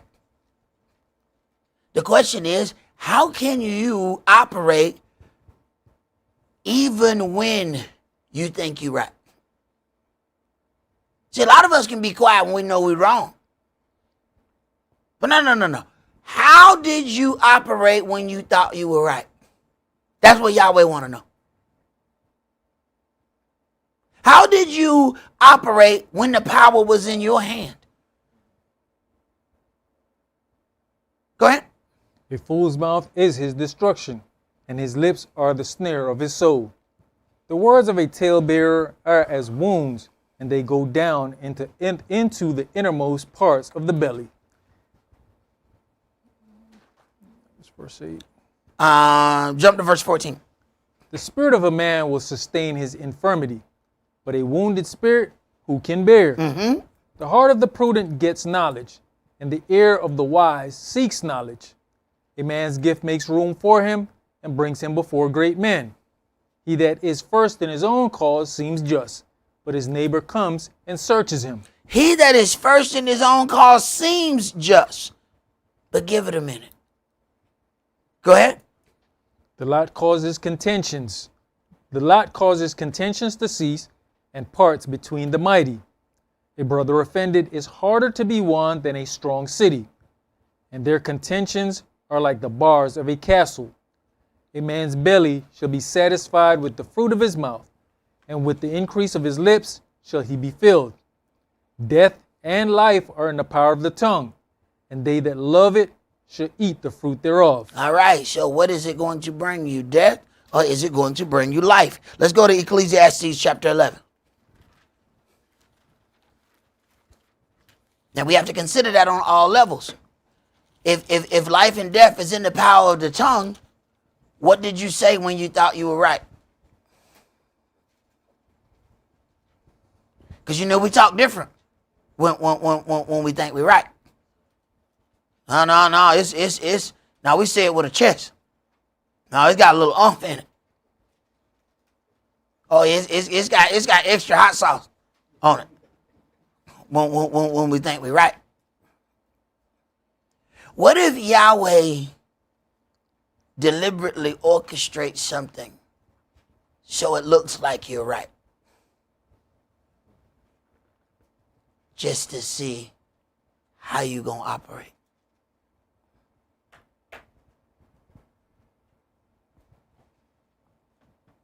Ecclesiastes chapter 11, let's read verses 1 through 10. Cast your bread upon the waters, for you shall find it after many days. Give a portion to 7, and also to 8, for you knoweth not what evil shall be upon the earth. If the clouds be full of rain, they empty themselves upon the earth. And if the tree fall toward the south or toward the north, in the place where the tree falls, there it shall be. He that observes the wind shall not sow, and he that regards the clouds shall not reap. As you knoweth not what is the way of the Spirit, nor how the bones do grow in the womb of her that is with child, even so you knoweth not the works of Elohim, who makes all. In the morning sow your seed, and in the evening withhold not your hand, for you knoweth not whether shall prosper, either this or that, or whether both shall be alike good. Truly the light is sweet, and a pleasant thing it is for the eyes to behold the sun. But if a man live many years, and rejoice in them all, yet let him remember the days of darkness, for they shall be many. All that comes is vanity. Rejoice, O young man, in your youth, and let your heart cheer you in the days of your youth. All right, rejoice, O young man, in your youth. Let your heart cheer in the days of your youth. Go ahead. And walk in the ways of your heart. Do all the things you want to do, young man. Go ahead. And in the sight of your eyes. But know you that for all these things Elohim shall bring you into judgment. Go ahead and do all of those things. Just understand that for those things, Yahweh going to bring you into judgment. But go ahead and enjoy yourself. Go ahead and do it. That's what you want to do? Go ahead and do it. Just know the bill is going to show up. So then a whole lot of people act like life done them wrong when the bill show up, because the bill like 10, 15 years late. So when the bills show up a decade and a half, 2 decades later, folks say, oh, woe is me. Now, hold on now. Hold on now. I'm going to need you to back up about 20 years. And I'm going to need you to pay attention to some of those things. Go ahead. Therefore remove sorrow from your heart, and put away evil from your flesh, for childhood and youth are vanity. All right. Let's go to Hebrews chapter 5. So then you have the son that wanted to get all of his inheritance right at that moment. It says, all right, go ahead and do what you're going to do in the days of your youth, but just understand Yahweh going to bring you into judgment for it. So he got all his money and he went out and wasted it with harlots.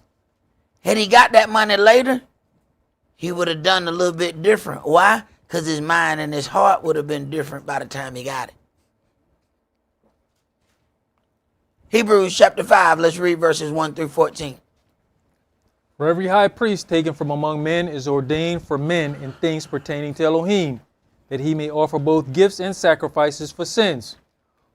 Who can have compassion on the ignorant and on them that are out of the way, for that he himself also is compassed with infirmity. And by reason hereof he ought, as for the people, so also for himself, to offer for sins. And no man takes this honor unto himself, but he that is called of Elohim, as was Aaron. So also Yahshua glorified not himself to be made a high priest, but he that said unto him, You are my son, today have I begotten you. As he says also in another place, You are a priest forever, after the order of Melchizedek, who in the days of his flesh, when he had offered up prayers and supplications with strong crying and tears unto him that was able to save him from death, and was heard in that he feared, though he were a son, yet learned he obedience by the things which he suffered. And being made perfect, he became the author of eternal salvation unto all them that obey him. Called of Elohim and high priest after the order of Melchizedek. Now, though he were a son, yet learned he obedience by the things which he suffered. He didn't obtain all of this power just because of who he was. There was a path that led him to being able to get authority in all of these things. The father said, no, I'm just gonna give you this just because you are my son. Understand now, there's some things that you're going to have to do. You said, let us make man in our image. All right, I agree. Now guess who have to go down there and save him? This was your idea, right? All right. Well, let's go out here and take care of this business. Somebody got to bleed for them. So I got to find a way for you to get some blood so you can shed it. Go ahead. Of whom we have many things to say, and hard to be uttered, seeing you are dull of hearing. For when, for the time you ought to be teachers, you have need that one teach you again, which be the first principles of the oracles of Elohim, and are become such as have need of milk, and not of strong meat. For everyone that uses milk is unskillful in the word of righteousness, for he is a babe. But strong meat belongs to them that are of full age, even those who by reason of use have their senses exercised to discern both good and evil. Now, how will Yahweh have your senses exercised? He got to let some things come upon you. How you going to exercise those senses? How you going to learn to discern between good and evil? How you're going to grow in that? That means he can't stop everything from coming to you. He's got to let some of it come to you. This is your spiritual workout. You think you get better by watching the game? Whole lot of people think they get better because I watched all the game. You ain't been to NAM practice.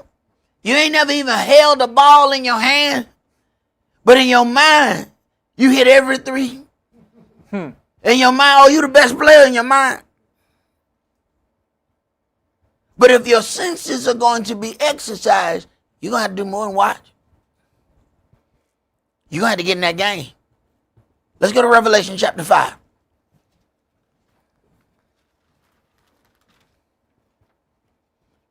Revelation chapter 5, and let's start at verse 1.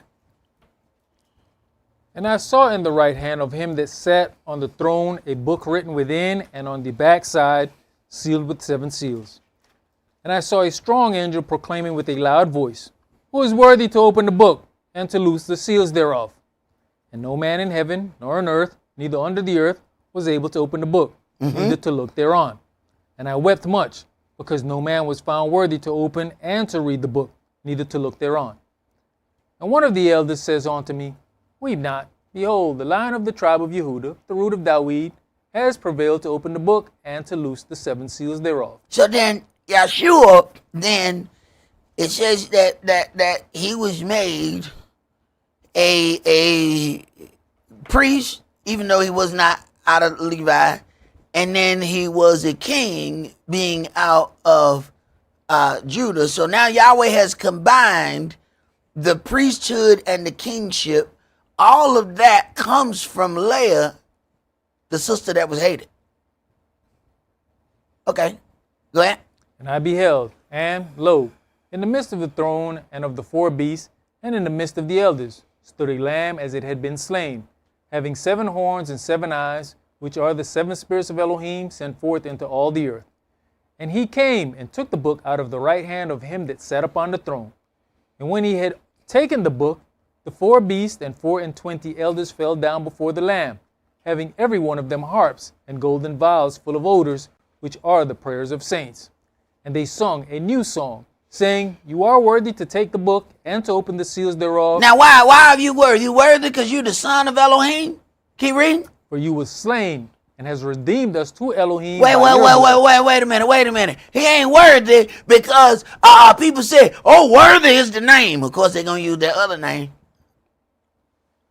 No. He wasn't worthy just because of who he was. He was worthy because of what he went through. See, we want to receive, but we don't like the path to receiving. And the higher the thing is that you are trying to receive, the lower you're going to have to go to get it. Go ahead. For you were slain and have redeemed us to Elohim by your blood out of every kindred and tongue and people and nation, and has made us unto our Elohim kings and priests, and we shall reign on the earth. And I beheld, and I heard the voice of many angels round about the throne and the beasts and the elders. And the number of them was 10,000 times 10,000s and thousands of thousands, saying with a loud voice, Worthy is the Lamb that was slain to receive power and riches and wisdom and strength and honor and glory and blessing. Worthy is the Lamb that was slain. Remember when he asked his father, is there any other way? No, son. It's not another way. He don't get this. He said, think not that I can call my father and not have legions of angels. But then when it got time for him to be tormented, he said, nevertheless, he prayed, but he said, look here, not my will, but yours. But now that I done been in this fleshly body, and I know what pain is there any other way? No, there is not. Go ahead. And every creature which is in heaven and on the earth and under the earth, and such as are in the sea, and all that are in them, heard I saying, Blessings and honor and glory and power be unto him that sits upon the throne, and unto the Lamb forever and ever. And the 4 beasts said, Amen. And the 24 elders fell down and worshiped him that lives forever and ever. Wait a minute. This is why he's King of Kings. Wait a minute. You got people with crowns on bowing down to him. But if you're going to get that high honor, you're going to have to go low into the depths of the earth for that. So we have to consider what it is that we are asking for and understand what the path is going to be for us to achieve that. Let's go to Matthew chapter 18. Because our Elohim don't believe in giving us something that we can't handle. So then we ask for something, and he said, all right, this is what you want? All right, well, let me show you the path to get it. Why is there a path? Because I don't want to give you something that you can't handle. You say, well, you know what? I was watching TV, and they had these cool motorcycles. I want to have a motorcycle. So what Yahweh do is, I'm going to give you this bicycle. Well, why you give me a bicycle? I need you to learn how to control something under slow speeds. I need you to be able to control something when you are the engine. Once you control that, then I'm going to give you a mini bike. No, but I want a big old motorcycle I seen on TV. Shut up, boy. I know what I'm doing. All right. Now, here's the mini bike. Now, you can move up to a little small motorcycle. Then I can get you to another one. Then I can get you to that one that you seen on TV. See, in your mind, you ready. Your vanity said, I'm ready because I'm going to look good on it. I'm going to be sitting up like this. Now, you're not ready to control nothing that sit like that. See, you're trying to jump stages. And that's exactly how you get yourself killed. See, if you learn at each stage, you understand the difference in how to operate different kinds of machines. But we don't understand that's what he's doing. We just think that he's just saying no. We think Yahweh being a hater. You just hating on me. That's what we think. Come on, tell the truth. Come on now. Tell the truth. We think he hating on us. The whole time he loving on us. Right. Where we at, bro? Matthew chapter 18 and verse 21. Yeah, start at verse 21. Then came Cephas to him and said, Adonai, how often shall my brother sin against me, and I forgive him? Till 7 times? Yahshua says unto him, I say not unto you until 7 times, but until 70 times 7. Now come on. Now how we operate? Come on, man. We believe in these numbers, but our decimal point is in the wrong place. See, how many times shall my brother sin against me? 0.7. 0.7? It's not even a 1. Wait a minute. Wait a minute. 0.7? You have 0 forgiveness in you. If your brother got 0.7, he sinned against me 0.7 times. Wow. But we want forgiveness though. But we got 0.7 forgiveness for our brother and for our sister. But we want 77, but we giving out 0.7. Right. So when it comes time to receive, we move the decimal point back. Right. You think Yahweh don't know your funny math? You think he don't see your funny math? Go ahead. Therefore is the kingdom of heaven likened unto a certain king, which would take account of his servants. And when he had begun to reckon, one was brought unto him, which owed him 10,000 talents. For as much as he had not to pay, his master commanded him to be sold, and his wife and children and all that he had, and payment to be made. The servant therefore fell down and worshipped him, saying, Adonai, have patience with me, and I'll pay you all. When the master of that servant was moved with compassion, moved because of how he asked. Go ahead. Moved with compassion, and loosed him, and forgave him the debt. But the same servant went out, and found one of his fellow servants, which owed him 100 pence. And he didn't owe anything like what he owed. It was a much smaller debt. Go ahead. And he laid hands on him, and took him by the throat, saying, Pay me that you owe. He feel right. He feel like he right. The question is not how you operate when you know you're wrong. How do you operate when you think you right?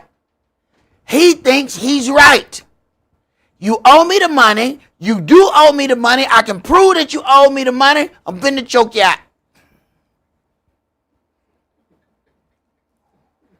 Go ahead.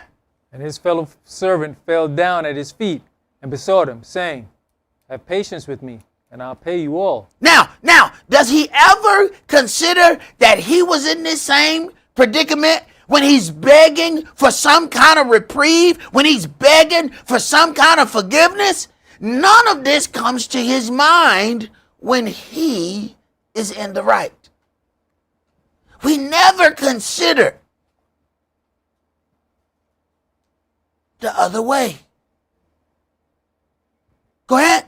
And he would not, but went and cast him into prison till he should pay the debt. He feels he's right. Throw him into prison. He owed me that money. I choked him out. And he better pay me my money and go on to prison until you pay me my money, because I am right. Go ahead. So when his fellow servants saw what was done, they were very sorry, and came and told unto their master all that was done. Then his master, after that he had called them, said unto him, O you wicked servant, I forgave you all that debt, because you desired me. Should not you also have had compassion on your fellow servant, even as I had pity on you? And his master was angry, and delivered him to the tormentors, till he should pay all that was due unto him.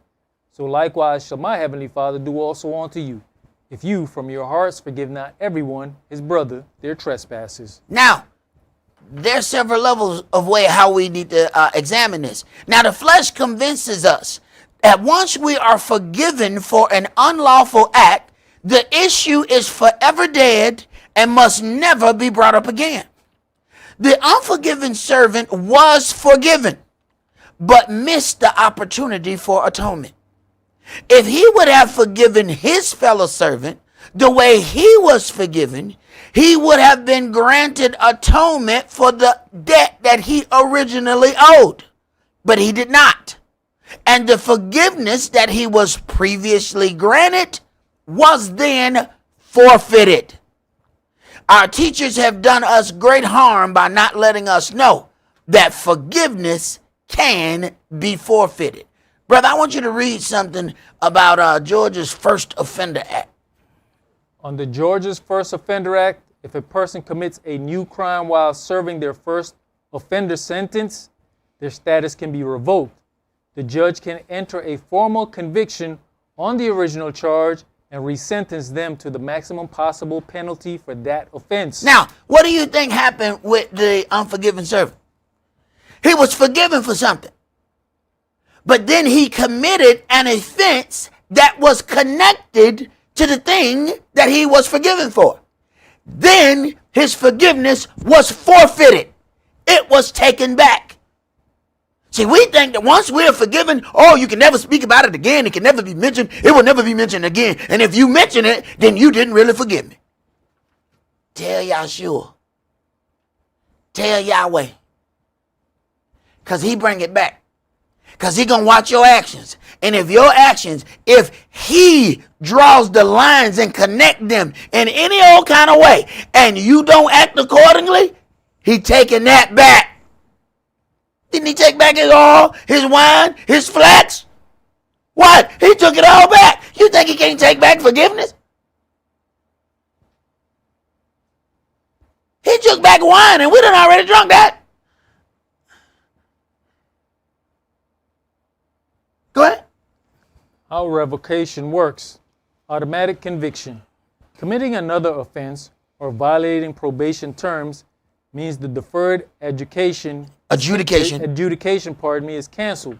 The original charge turns into a permanent conviction on your record. It turns into a permanent conviction on your record. Now, the way first offender is supposed to act, if you don't do anything else during that time, it shall never be mentioned against you. Now, some of us know this very well about the First Offender Act, others not so much. So I got to read it to everybody, because some people have experienced this firsthand. Go ahead. Resentencing. The judge is not bound by the terms of your original probation. They can resentence the individual to serve the maximum time allowed by law for the original crime minus credit for time already served.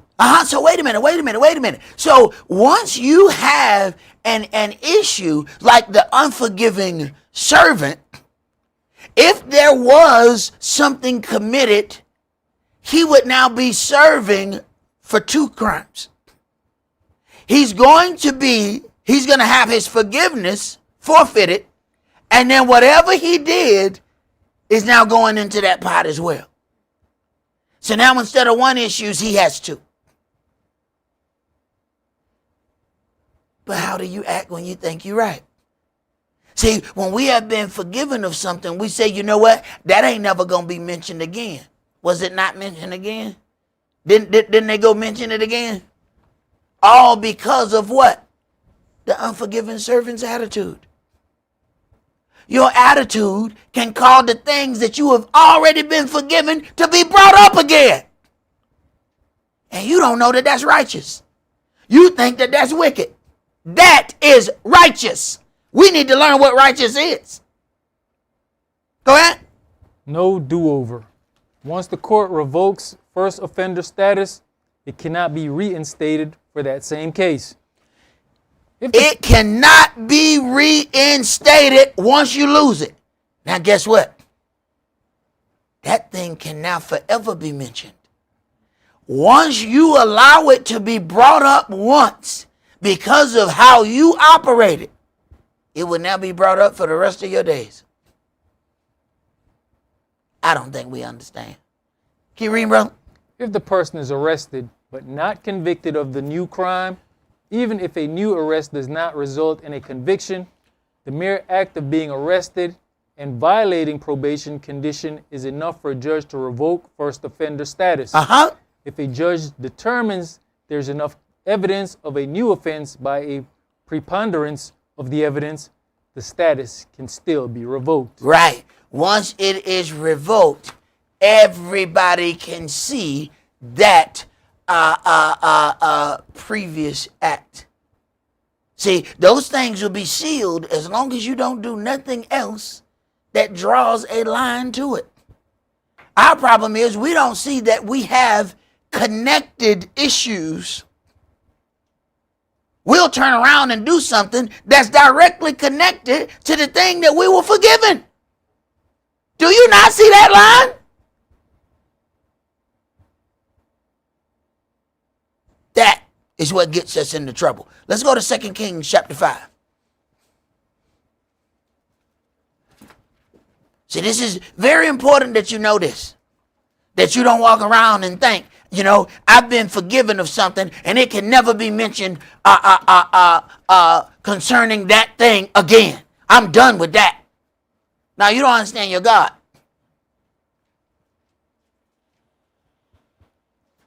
See what they say about the Indians when the Indians sold, they say, oh, y'all Indian givers.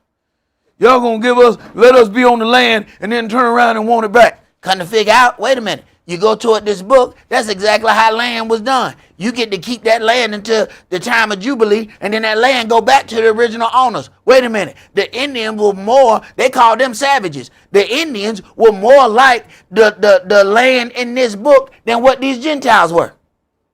But they called savages. But they believe that after a certain time, the land go back to the original owner. You were leasing the land, not buying it. That's exactly the way Yahweh operates. But we think something wrong with him. 2 Kings chapter 5, and let's start that at verse 1. Now Naaman, captain of the host of the king of Syria, was a great man with his master, and honorable, because by him Yahweh had given deliverance unto Syria. He was also a mighty man in valor, but he was a leper. And the Syrians had gone out by companies, and brought away captive out of the land of Israel a little maid, and she waited on Naaman's wife. And she said unto her mistress, would Elohim my master were with the prophets that is in Samaria, for he would recover him of his leprosy. And one went in and told his master, saying, thus and thus said the maid that is of the land of Israel. Now, if that woman was not being treated well, she would not want him healed of his leprosy. Go ahead. And the king of Syria said, go, and I will send a letter unto the king of Israel. And he departed and took with him 10 talents of silver and 6,000 pieces of gold and 10 changes of raiment. And he brought the letter to the king of Israel, saying, now when this letter is come on to you, behold, I have therewith sent Naaman my servant to you, that you may recover him of his leprosy. And it came to pass, when the king of Israel had read the letter, that he rent his clothes and said, am I Elohim to kill and to make alive, that this man does send unto me to recover a man of his leprosy? Wherefore consider, I pray you, and see how he seeks a quarrel against me. He said, oh, this is definitely going to be a problem right here. He just sent him in here for me to heal him. Go ahead. And it was so, when Elisha the man of Elohim had heard that the king of Israel had rent his clothes, that he sent to the king, saying, wherefore have you rent your clothes? Let him come now to me, and he shall know that there is a prophet in Israel. So Naaman came with his horses and with his chariot, and stood at the door of the house of Elisha. And Elisha sent a messenger unto him, saying, go and wash in Jordan 7 times, and your flesh shall come again to you, and you shall be clean. But Naaman was angry, and went away and said, behold, I thought he would surely come out to me, and stand, and call on the name of Yahweh his Elohim, and strike his hand over the place, and recover the leper. Now here's our problem. We want to be healed, but we want to tell the people who doing the healing how to do it. You know, if you knew how to heal yourself, you would have already done it, right? See, this is us. I understand, but I don't like the way you doing this. Go ahead. Are not Abana and Pharpar, rivers of Damascus, better than all the rivers of Israel? May I not wash in them and be clean? So he turned away in a rage. And his servants came near and spake unto him and said, My father, if the prophet had bid you to do some great thing, would not you have done it? How much rather then, when he says to you, Wash and be clean? Then went he down and dipped himself 7 times in Jordan, according to the saying of the man of Elohim. And his flesh came again like unto the flesh of a little child, and he was clean. Mm-hmm.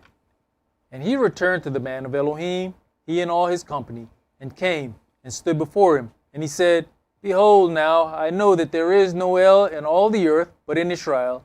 Now therefore, I pray you, take a blessing of your servant. Now, I know that there is no Elohim but the Elohim that's in Israel. Now, a point is being made here, and we don't understand when we are causing a problem with that. Now, he says, take a blessing of your servant. Go ahead. But he said, As Yahweh lives before whom I stand, I'll receive none. And he urged him to take it, but he refused. Right, because see, sometimes when people give you something, they believe that they have purchased it, and now you can't say nothing else to them. This is why I said, no, I ain't taking no money from you, because I know what you're going to think if I take that money from you. Go ahead. And Naaman said, Shall there not then, I pray you, be given to your servant 2 mules, burden of earth? For your servant will henceforth offer neither burnt offerings nor sacrifice unto other gods, but unto Yah. All right. So he says he understands he's been healed. I am going to offer nothing else but unto Yahweh. Keep reading. In this thing, Yahweh pardon your servant. All right. But in this thing, pardon your servant. I myself will not offer anything else but unto Yahweh, but I got a job. And I need to make sure that I don't forfeit my forgiveness. Go ahead. That when my master goes into the house of Ramon to worship there, That's another God. Go ahead. and he leans on my hand, and I bow myself in the house of Ramon, when I bow down myself in the house of Ramon, Yahweh pardon your servant in this thing. Pardon your servant in this thing. I need to make sure that I don't forfeit my forgiveness. So I need to go ahead and tell you this now. I work for a man. That man gonna have me bow down when I go to walk with him as he goes and serves his God. Please pardon me in this and understand that I ain't making no offerings but unto you. But my job sends me into this place. Go ahead. And he said unto him, Go in peace. So he departed from him a little way. All right. He gave him a clause of protection right there. Now, that don't mean he can go and choose to do that somewhere else. Do not get this twisted. If within his job, if he has to bow down in that part, he already has forgiveness for it. If he then decides, well, they invited me to a party. See, this is how we make the mistake. No, you're not pardoning that thing. Now on that one, you're going to suffer. Now we must consider that the law was written in stone. When Israel broke the covenant, Moshe broke the stone tablets. When the children broke the law, the stone from the broken covenant was thrown at them. The pyramids that we were forced to build in Egypt were built of stone. So we spent a great amount of time in slavery breaking stone. When they claimed to have freed us, but secretly designed a prison industrial complex here in the daughter of Babylon, we were wrongfully convicted and placed in chain gangs to once again break stone. The prison houses we are placed in are constructed of concrete, stone, and steel. Now we are covered in stone until we decide to wholeheartedly keep that which was originally graven upon the stone. Let's go to Deuteronomy chapter 32.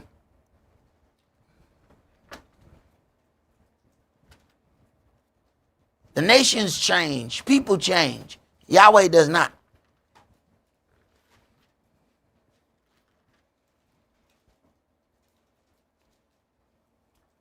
Deuteronomy chapter 32, and start that at verse 1. Give ear, O you heavens, and I'll speak, and hear, O earth, the words of my mouth. My doctrine shall drop as the rain, my speech shall distill as the dew, as the small rain upon the tender herb, and as the showers upon the grass. Because I will publish the name of Yahweh, ascribe you greatness unto our Elohim. He is the rock, his work is perfect, for all his ways are judgment, a Elohim of truth and without lawlessness, just and right is he. They have corrupted themselves, their spot is not the spot of his children. They are perverse and crooked, they are a perverse and crooked generation. Do you thus requite Yahweh, O foolish people and unwise? Is not he your father that has brought you? Has he not made you and established you? Remember the days of old. Consider the years of many generations. Ask your father, and he will show you, your elders, and they will tell you. When the Most High divided to the nations their inheritance, when he separated the sons of Adam, he set the bounds of the people according to the number of the children of Israel. For Yahweh's portion is his people, Jacob is the lot of his inheritance. He found him in a desert land, and in the waste, howling wilderness. He led him about, he instructed him, he kept him as the apple of his eye. As an eagle stirs up her nest, flutters over her young, spreads abroad her wings, takes them, bears them on her wings, so Yahweh alone did lead him, and there was no strange God with him. He made him ride on the high places of the earth, that he might eat the increase of the fields, and he made him to suck honey out of the rock, and oil out of the flinty rock, butter of kine and milk of sheep, with fat of lambs, and rams of the breed of Bashan, and goats, with the fat of kidneys of wheat, and you did drink the pure blood of the grape. But Yeshran waxed fat, and kicked. You are waxing fat, you're grown thick, you are covered with fatness. Then he forsook Elohim which made him, and lightly esteemed the rock of his salvation. Right. Once we get to a certain point where we get everything we want, then we start pushing Yahweh further and further away. And some of us have grown up with everything that we want, so we don't have any reason to seek anything of Yahweh. Which means he's got to personally come out and show himself to us.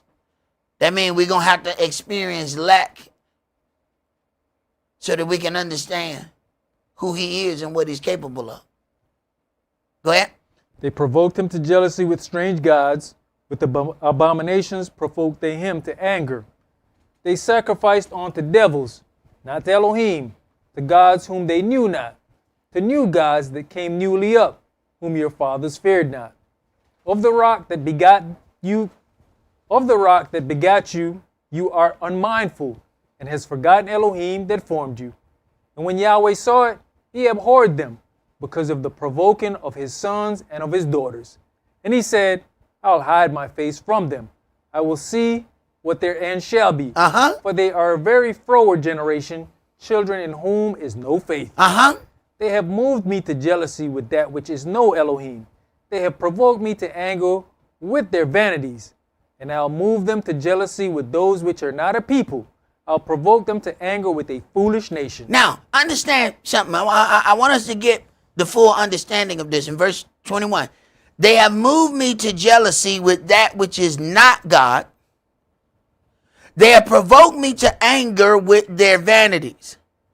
And I will move them to jealousy with those which are not a people. He just told you, I'm going to give somebody else your land. I'm going to make somebody else pretend to be you.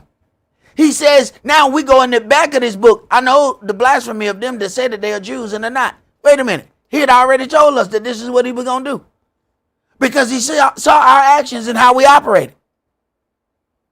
I will move them to jealousy with those which are not a people. I will provoke them to anger with a foolish nation. So wait a minute. This is how Yahweh responds to our actions. Now take that on the flip side. When we believe somebody has done something to us, and then we think it's our duty to do the same thing to them, are you not playing God? Oh, you think you him? That's what you think? You think you him?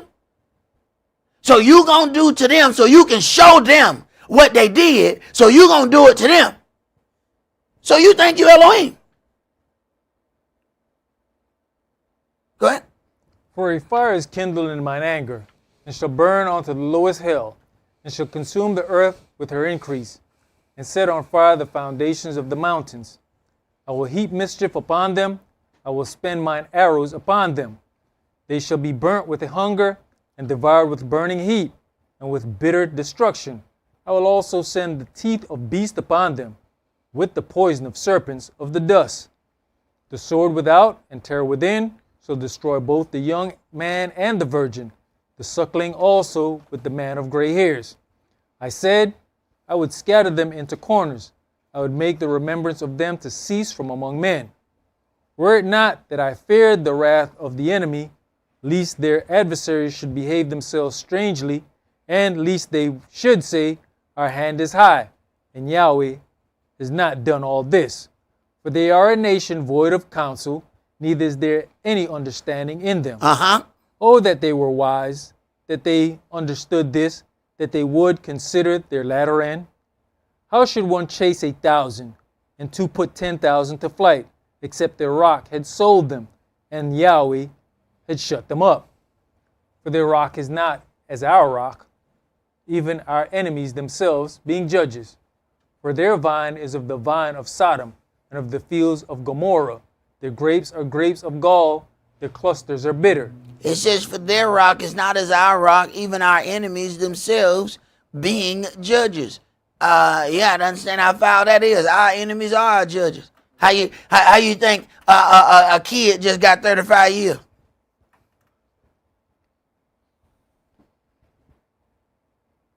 They set the whole thing up.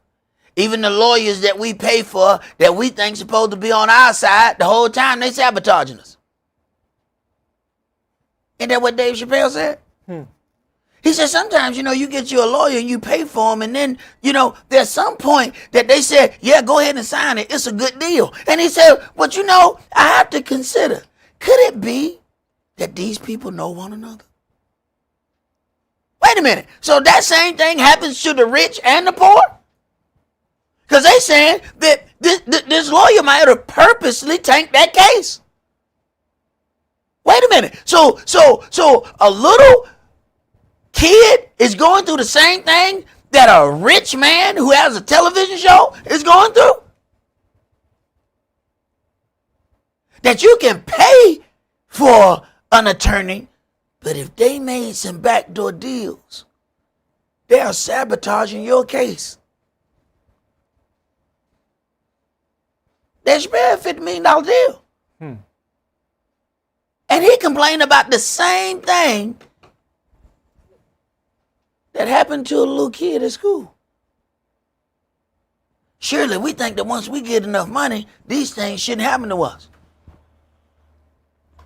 Tell that to the guy with the $50 million. Tell that to Michael Jackson. You ever heard this song? They don't really care about us. You need to go listen to the lyrics of that song. Why would he say that? You know how much money he had? You mean with all the money, we still can't escape this? You see, in our minds, once we get enough money, we ain't going to have to worry about this. If we get enough education, we ain't going to have to worry about this. Tell me why our most educated and our richest are still having that issue. And the ones who are not, you don't want to know what they had to do. Right. Go ahead, Prince. Verse 33. Their wine is the poison of dragons and the cruel venom of asps. Is not this laid up in store with me and sealed up among my treasures? To me belongs vengeance and recompense. To me belongs vengeance. The vengeance don't belong to you. You don't have the right to do it, and if you try it, you ain't going to do it right no way. Go ahead. Their foot shall slide in due time, for the day of their calamity is at hand, and the things that shall come upon them make haste. For Yahweh shall judge his people and repent himself for his servants, when he sees that their power is gone, and there's none shut up or left. For Yahweh shall judge his people and repent himself for his servants when he sees that their power is gone. How long will it take for your power to be gone?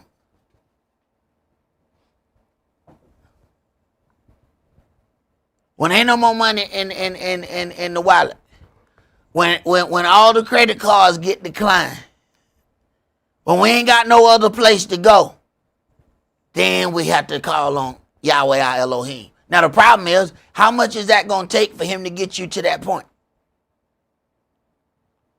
When do you realize your power is gone? See, some people realize it while they still have something. That's why they still have something when the situation is over. Some of them have to be physically all the way broke. See, I learned that there were levels of broke. See, when I said I was broke, that means I ain't have no money whatsoever. But I learned when my mama would say she broke, that means I ain't got but a couple $1,000 left. What? Wait a minute, there are levels of broke? Because my broke meant broke. I'm talking about broke down. I'm talking about broke in two. I mean, I need duct tape to put it back together. I mean, I'm gone. I realized that there was different levels of broke. What is that? When she realized that all that money belonged to somebody else. I got plans for that money. And once that money has a plan, I no longer have that money. Some of us can't look at it like that. So by the time we broke, that means it's zeros in front and behind the decimal point. We broke. Go ahead. And he shall say, where are their gods, their rock in whom they trusted, which did eat the fat of their sacrifices and drank the wine of their drink offerings? Let him rise up and help you and be your protection. Mm-hmm. See now that I, even I, am he, and there is no God with me. I kill and I make alive. I wound and I heal. Neither is there any that can deliver out of my hand. He says now, and he shall say, where are their gods, their rock in whom they trusted? Now he's going to put you in a position to prove that which you believe. You don't believe he Elohim? All right, take everything that they got, sit them out there, and let's see if that what you believe in comes to save you. Go ahead. For I lift up my hand to heaven and say, I live forever. If I whet my glittering sword and mine hand take hold on judgment, I'll render vengeance to mine enemies and will reward them that hate me. I will make mine arrows drunk with blood, and my sword shall devour flesh, and that with the blood of the slain and of the captives, from the beginning of revenges upon the enemy. Rejoice, O you nations, with his people, for he shall avenge the blood of his servants, and will render vengeance to his adversaries, and will be merciful unto his land and to his people. Now, only the true children of Israel are waiting on a Messiah.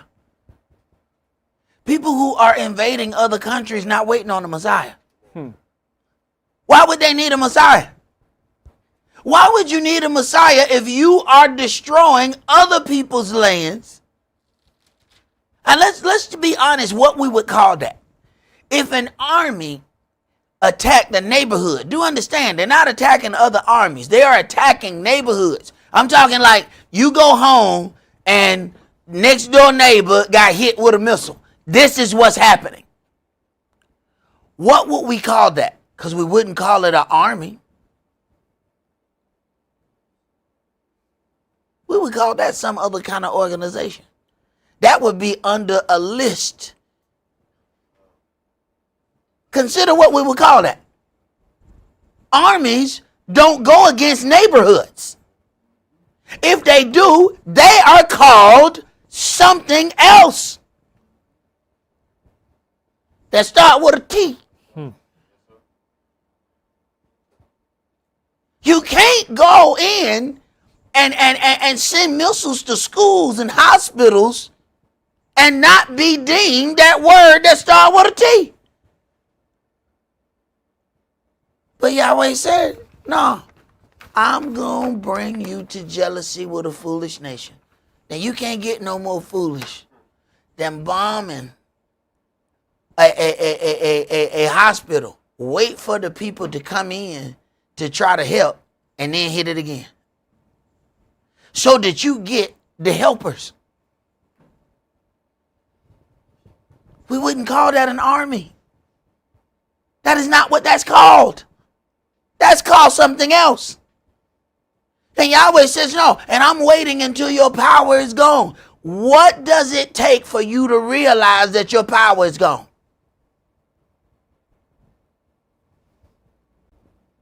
You're not coming to them. Because, when we think we still have the power, we do a lot of talking when we think we're right and when we still think we got a stronghold on something. Go ahead, brother. You finish that? Yes, sir. Let's hear the conclusion of this matter. Let's go to Proverbs chapter 7.